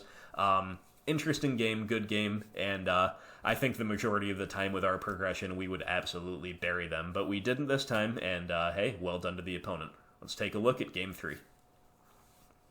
We're back on the play here, my friends, and I like our hand just fine. It's Thoughtseize, this time on the play, so we're not going to get it blown out by Veil of Summer. Thoughtseize into Goyf, and Surgical for backup. Trophy is a little bit whatever, but it's fine as a way to round out a very good 6 cards. Opponent's taking some mulligans here. Opponent will go all the way down to 5, looking very nice for us, and we see that they have a 1-lander. With Allosaurus Rider, Chancellor of the Tangle, which is going to add green mana at the beginning of the turn. Doesn't look like that's going to accomplish much. Gaia's Blessing, interesting piece of tech. And Nourishing Shoal. So the hand is a bit of a mess, very vulnerable to this turn 1 Thoughtseize on Allosaurus Rider, and even more vulnerable to this, my friends. We're going to wait till the draw step, and then boom, Surgical Extraction on Allosaurus Rider, and that's just a scoop. You gotta love it. You got to love it. Remember in Game 1 when the Eldrazi Stompy opponent scooped, and I said, hey, you know, sometimes people playing these more linear decks are the decks that kind of do more busted things but have a pretty big fail rate at the same time.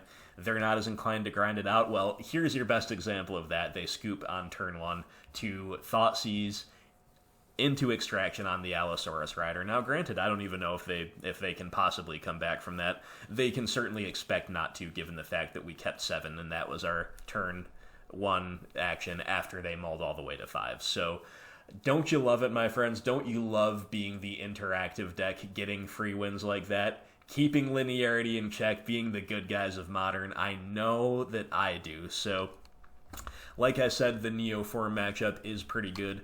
Obviously, Thoughtseize and similar effects are wonderful. We saw Liliana of the Veil really carry us in Game 1. And here, you know, in Game 2, again, most times we would have gotten there with that flurry of discard. But here in Game 3, we just put them down with an Inquisition, Surgical their key combo piece, and that is that. Good games, well played. On we move to the 5th and final round of this Modern League.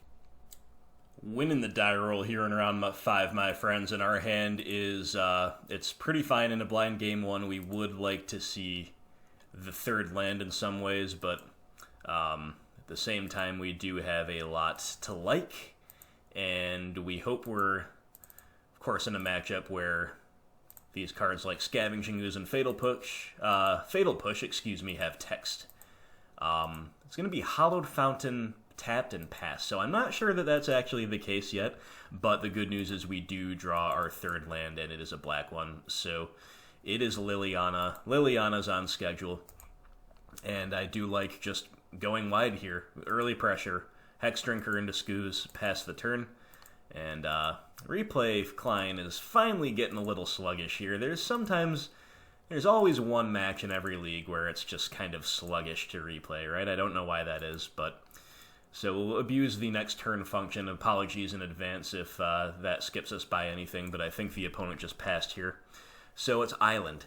And here I'm suspicious for blue-white control, and or Jeskai, UWX, basically.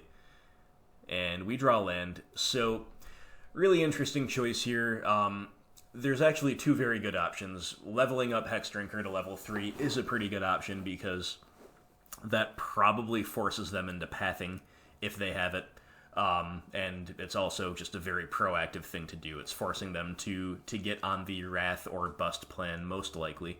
But, they could have Teferi to bounce it next turn. There are ways to get around it. The other option, of course, is to play Liliana of the Veil, and while we are potentially running her out into a Mana Leak, it's actually worth noting that Logic Knot's not live, and in general, those 2 mana, pieces of permission are less common than they used to be. Dovin's Veto is not as common as it was right when it came out. So we're putting our faith in Liliana. She's not let us down this league. She's been awesome. We're going to try to jam her right here, right now. Make them have something. And they do indeed have something, but it's Force of Negation pitching Jace the Mind Sculptor. So that is actually completely fine with me. Jace, of course, being very strong against us. And Liliana getting us the 2-for-1, even when she gets countered. You got to love it. So opponent's going to play out a Timely Reinforcement. So that's a pretty good way for them to stabilize. They wind the clock right back to 20. And they've got a big board now. So we draw Tarmogoyf. Fine card in the matchup. We could of course just pulse away the soldiers and get in for 4. I think that's a pretty fine play. But it also means we are setting ourselves up to get swept to pretty good effect. So what I chose to do instead here is just go ahead and level up Hexdrinker a bunch, at least to level 3. We could also have just, held up Fatal Push and left him at 3. But I kind of like putting it into 4, because holding up Fatal Push in this matchup is not that great, and that means next turn we're threatening to go all the way to level 8, even if we don't draw an untapped land. So, I like that. This is our best way to be hedged against a possible sweeper, but not against a possible Teferi, and boom, Teferi knocks Hexdrinker back to the hand. And that is unfortunate, but that is indeed a hazard of playing against blue-white control. The bounce effects are real. Sorry about the sluggishness, guys. Alright, and we're just, we're continuing to draw gas, but it's all very clunky, isn't it? Wonder if I hit play if this will be any good. So we'll get the Hexdrinker back down, and, once again we could pulse away the soldiers and attack the Teferi, but Teferi's not that big of a deal right now. He's not getting any more card advantage for at least a couple turns, so I don't prioritize getting rid of him all that quickly in a situation like this, so I think we just play the Hexdrinker back down and level it back up to 3. Opponent's got another Jace the Mind Sculptor, bouncing Hexdrinker, so that makes their Force of Negation, a little bit better. Either they drew the card they pitched or they had to the whole time. Either way, it's pretty nice for them. And so this was... So we draw Blooming Marsh, and now it's time to finally start dealing with the board rather than repeatedly playing the Hexdrinker game, because Jace can just bounce it again, right? This was actually a misclick, a pretty costly misclick, I might add. Clearly, we want to pulse away the soldier tokens and then attack Jace off the field with the Scooze. I neglected to do that. Pretty significant misclick. It's just some free value that we left on the table, basically, but it's all good. We, of course, will play the Hexdrinker back out. just don't have any more mana to invest in it right now. And back to the opponent. Still hiding with that Teferi behind the wall of soldiers. So they're going to tick up, play out a Colonnade, and pass back to us.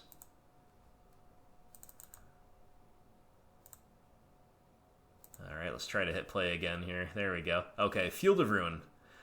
Pretty good answer to the Colonnade, and indeed we'll go right ahead and do that. Doing that right here, right now, doesn't really turn anything on for them. They already had Cryptic mana up. They already are representing the instant speed sweeper. Remember, that is definitely something Teferi can enable. Instant speed Wrath of God or Supreme Verdict.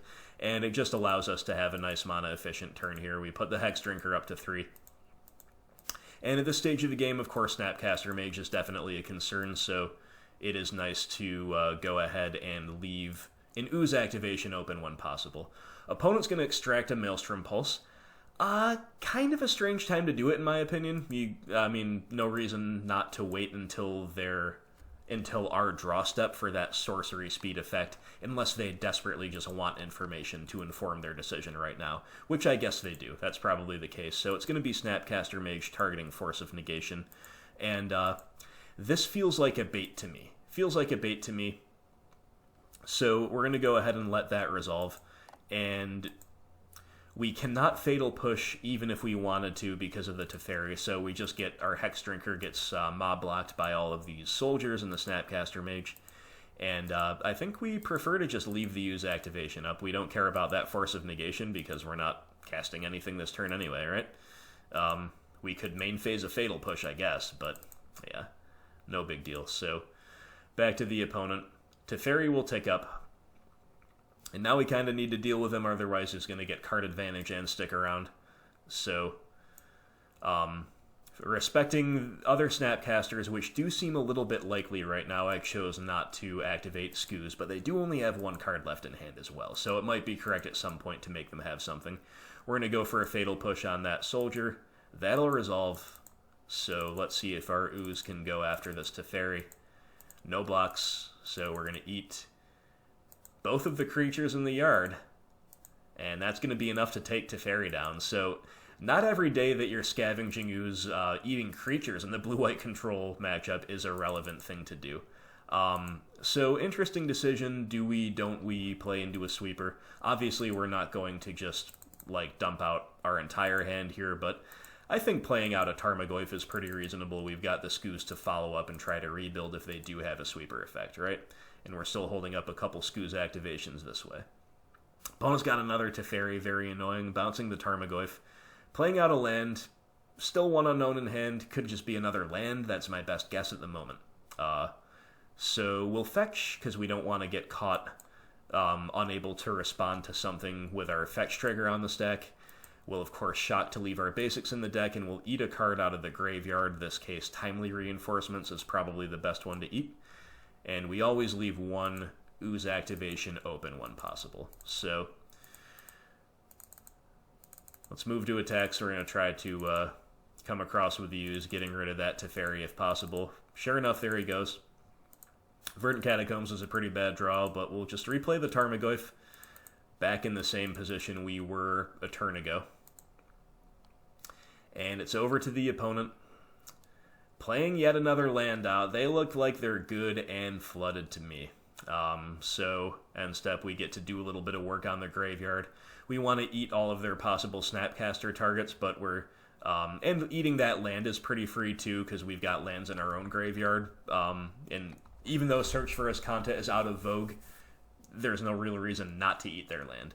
On the other hand, there is a reason not to eat their Planeswalkers because they are growing the Tarmogoyf. Yeah, we could eat one or two, that'd probably be fine, but in any case, drawing a trophy, it's a good failsafe against some of their better draws, like Teferi, Hero of Dominaria, and we crash in for 7, putting them down to lethal. They're going to take lethal if they don't have an answer this turn. They will fetch a couple times to thin out their deck, and then they're going to draw a card. And they found a Detention Sphere, so that is an answer, but it's actually one that gets answered in return by our trophy, so we'll wait until the end step. We're going to trophy away that D-Sphere.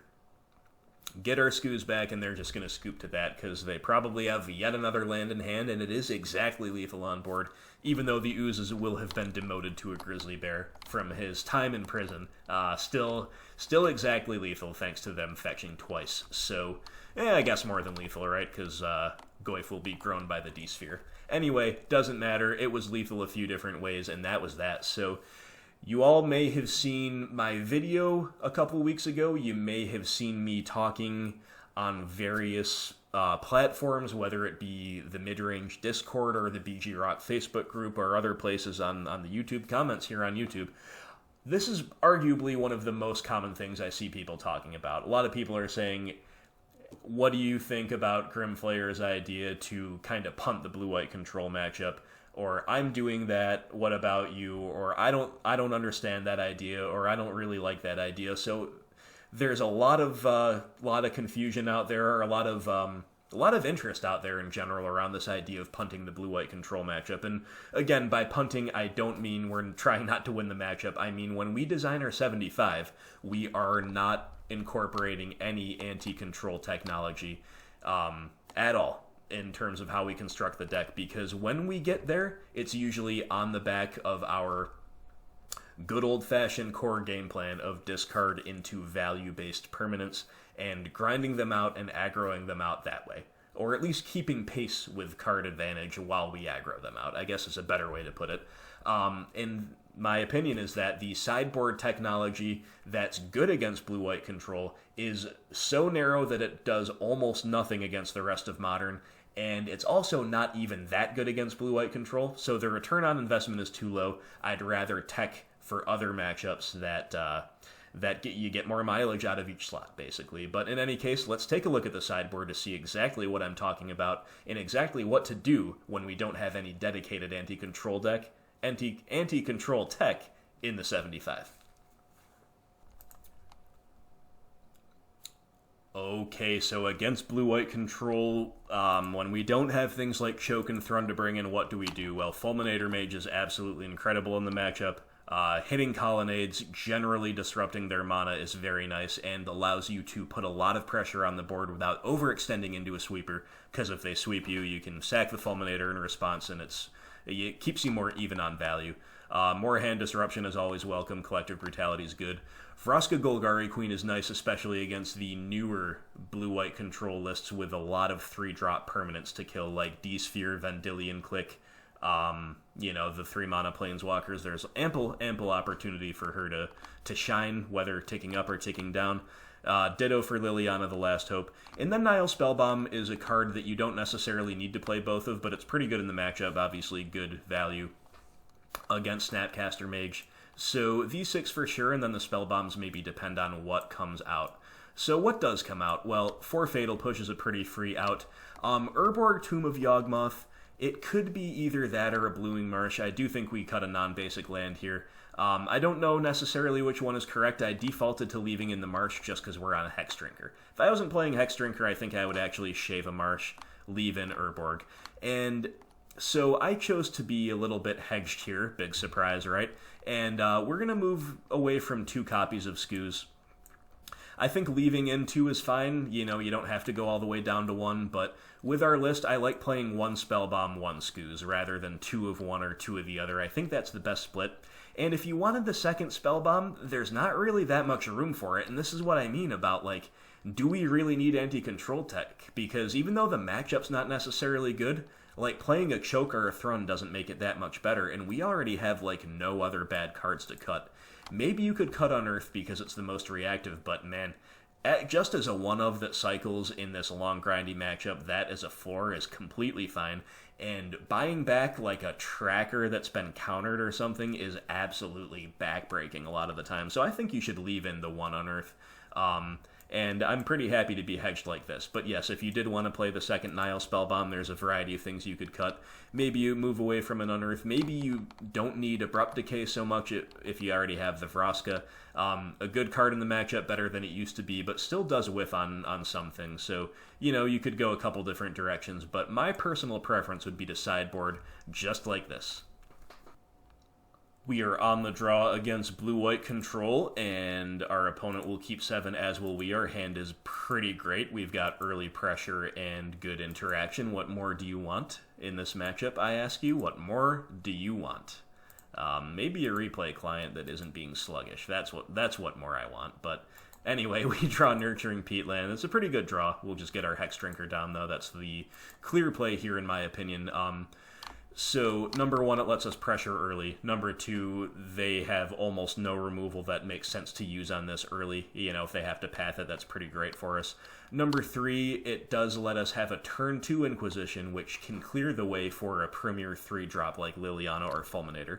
Granted, we don't have those right now, but we could top deck them, right? So, for all those reasons, I like Hexdrinker turn 1 over Inquisition in this matchup. Opponent will go Flooded Strand, they'll pass back to us. And we will draw yet another land, so we'll lead off on Inquisition. And we see the opponent has a hand of 3 lands, including a Field of Ruin, Monastery Mentor, Vendilion Click, and Cryptic Command. Well, we can't take the Cryptic, and Vendilion Click's a little bit whatever against us. It's only really a huge problem if it pairs with Narset to deny us a draw. To deny us a replacement card after they take one away, I should say. Monastery Mentor, on the other hand, we don't have a kill spell for it right now, and it is going to take over the game if it goes unchecked. That's what the card does. So, pretty clear take of Monastery Mentor, in my opinion. And then we'll go ahead. Fetch, Shock, play our Spellbomb, and pass. Could also have leveled up Hexdrinker, but I prefer Spellbomb there. Gets it in under Counter Magic, and allows us just a broader variety of options next turn. Opponent will go Glacial Fortress and pass. And then on the draw step, they are going to flash in Vendilion Click. Not entirely unexpected. We just have a couple threats in hand. They take away the Skoos. They leave us with a Goyf. That's pretty interesting. And they give us an Inquisition. Now, there is a 1 unknown in hand. If this was a Thoughtseize, I'd definitely cast it, because it'll just take the Cryptic. But Inquisition's a little bit too likely to whiff for my taste. So we could also play the Goyf and get that in under Counter Magic, and that would be not bad. But I think I actually prefer to level up Hexdrinker to a 4/4 right here, right now. Next turn we can cast Inquisition maybe to clear the way for a Goyf, but right now it lets us attack with impunity with Hexdrinker, and that's actually pretty clutch. So Hexdrinker's there, we've got Nihil Spellbomb still on field representing a redraw if we have the mana open, or, you know, emergency Tormod's Crypt if we don't. Opponent runs out that Field of Ruin. Opponent will attack with the Click, hitting us back, taking 3. Back to us with now 2 unknowns in hand and on 4 lands. So we obviously know Cryptic Command is pretty live, but there are 2 unknowns, and therefore, you know, we'll play out our land first to make logic not worse, and then we're going to lead off on Inquisition, see if they've got anything to protect. They go Cryptic to counter and draw. Okay, obviously that's a 2-for-1 for them, but I'm just happy my Inquisition didn't whiff, basically. And now, you know, again, we could do a variety of things. We could play out the Tarmogoyf once again under Counter Magic. But the fact that my opponent aggressively protected their hand against a Inquisition means maybe they're trying to conceal information, maybe they do have a sweeper, I don't really know, but I'm going to take the guaranteed window of getting rid of that Colonnade, and if I want a mana-efficient turn, I kind of have to do it main phase. So we'll do that, we'll level up the Hexdrinker, and then next turn we can play a land, we can put Hexdrinker all the way to 8, and still have Nihil Spellbomb activation at the ready. Or we can, if we draw a discard spell, we can lead on that, and then still hit Hexdrinker to level 8. So, never mind all that, because Teferi says no. Teferi is a great enemy of the snake. Teferi is kind of following in the footsteps of St. Patrick, I guess, trying to get rid of all the snakes, and, you know, I don't know how we feel about that. I don't know how we feel about Teferi in general. Not our favorite character in MTG, let's just put it that way. But in any case, we are continuing to hit the gas pedal. We drew Fulminator Mage. Pretty good card. But we're going to have a 2-spell turn, and we're going to lead on the Tarmogoyf. It makes most sense to sequence this way to play around Mana Leak. Opponent does not have Mana Leak, so we're just going to go for the Fulminator. Like I said in the sideboard tech, this allows us to kind of extend our board nice and wide without getting blown out too hard by a sweeper. And back to the opponent. Field of Ruin's going to take care of our Peatland while we're tapped out. That does give us Spellbomb mana this turn, which is interesting. Opponent's got another field. They'll take up Teferi. They're coming across with the click, and our life total is getting dangerously low. We are down to 7. I'm very glad we have dealt with the Colonnade, because otherwise we might be losing to it right now. And it is going to be our turn. So on the end step, I did decide to go for the Nihil Spellbomb, because even if they do have Snapcaster now, number one, the best they can do for value is Snap Opt, which is not that big a deal. With both of us at such a low life total, I'm more concerned about ending the game rather than competing on resources in the long term. So I don't mind giving them that window. And number two, it takes them shields down off of Cryptic Command or a sweeper, because remember, the instant speed sweeper is live right now. So I like the Spellbomb, and they don't have a Snapcaster to flash in, or if they do, they choose not to. Back to us, we've drawn Fulminator Mage and Blooming Marsh. Yeah, those are not the greatest draws, to be honest. I would love Hand Disruption right here, but we're going to attack, and we're going to send the Goyf here and the Fulminator there. So under other circumstances, it might be nice to send them both at the Planeswalker to make sure we get them out. Again, we're only kind of half concerned about value at this stage. We are arguably more concerned with erasing the opponent. Opponent does indeed have that instant speed blocks, declare blocker step, Wrath of God.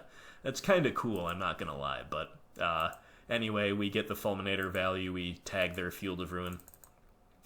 And then it's just kind of a 2-for-2, right? So, not that bad at all. And we get to redeploy the Hexdrinker. And of course, we could do a variety of things here. We could sequence in a variety of ways. We could trophy the Teferi while their shield's down.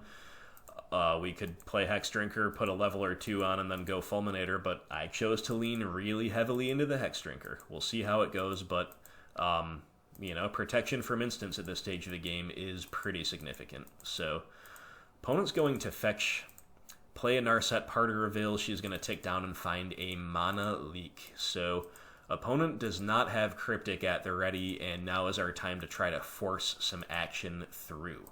So, let's see what we draw. Once again, looking for Hand Disruption, we find Forest instead.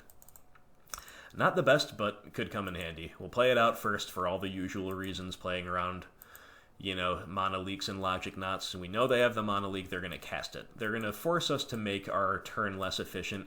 I'm honestly pretty happy to. We do want this trophy to resolve. We do want to kill the Teferi before he can bounce the Hexdrinker.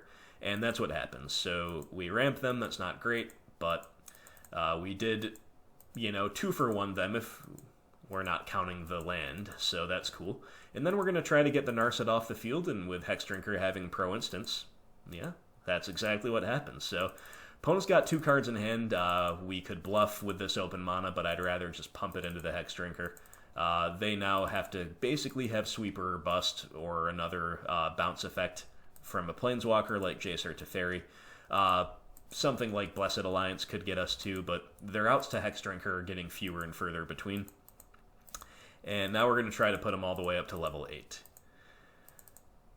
Alright, Snake is level 8. Feels good, man. Feels good. We're going to make them have the Settle the Wreckage or the Blessed Alliance here. If they have it, they have it. Those are pretty uncommon cards these days. And they don't. They're all the way down to 1. Beautiful. So now I'm pretty happy to play the Fulminator Mage. Plays around the Blessed Alliance better, and also just plays around like a chump. Anything. Any kind of effect you can think of. Fulminator Mage helps play around it, or at worst, gets to Stone Rain a land in response to whatever goes on, like a sweeper effect. But they don't have anything, nothing that stops a level 8 Hexdrinker anyway, and that is going to be game. So hey guys, we 2-0 blue-white control despite dedicating no cards to it, and that is not an anomaly. My win rate since deciding to quote-unquote punt the blue-white matchups against Blue-White and Jeskai combined is positive. I need to look at my sheets to be exact, and I'll be bringing you my first 100 matches in, the results of those soon enough on this channel once I actually hit that number. broken down by matchup, but I want to say I'm like 6-4 overall against the blue-white and Jeskai decks combined.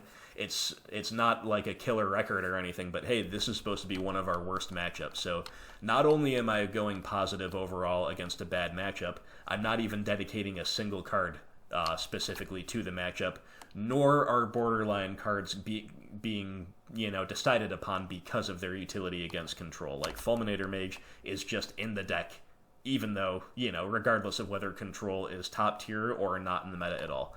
Hexdrinker increasingly is looking like that might be the case too. Now, again, both of these cards are good against control, but I'm not playing them because of that, not at all. So anyway, nice win to round out this league. 2-0 against blue-white control, and that was our league. It was a nice 4. Well, my friends, there you have it. Now, who was our MVP of this league? Hexdrinker showed up big there at the end, getting us over the line against blue-white control. It's very possible the opponent had, Path to Exiles or something in hand that would have answered other threats, but could not answer the level 8 Hexdrinker. So that was a little bit tempting, but I think if you look at the league as a whole, it's got to be our girl Liliana. It's got to be the Queen of Modern, Liliana of the Veil. She put Eternal Scourges into the graveyard where they belong in round 1 against Eldrazi, where most other kill spells or most other ways to remove them would have put them into exile, where they can just come back again and again and again and again. Liliana very nearly got us there against humans, and if the human deck had not ripped a rainbow land right off the top the turn after we discarded out their Noble Hierarch, Liliana would certainly have taken over the game. We would have won game 1, and we probably would have won the match. Liliana absolutely dominated the mirror, and she ripped apart the Neoform Gristlebrand deck as well. She didn't even need to show up in round 5 for blue-white control. She didn't even need to hit the field, that is, but even so, she forced the 2-for-1 early on, Force of Negation, pitching Jace the Mind Sculptor. Don't mind if you do. So Liliana of the Veil gets the thumbnail treatment here. Long overdue. She's a core piece of the deck, an absolute cornerstone of this archetype. Some people only play 3. I have been very, very happy still with 4, especially now that Hogak is out of the format. Yeah, I'm a big believer in 4, what can I say? So Liliana gets the thumbnail treatment, and hope you enjoyed the league, my friends. It was a good one. Again, on another day we could have quite easily 5-0'd, but regardless, this was, we had our share of luck as well. I'm not going to play that down, and the deck continues to look really coherent. We haven't had as many blowouts with the Plague Man lately, but I just don't think we've seen the right matchups for him necessarily, or in those matchups he has not come at the right time. I still really like playing 4.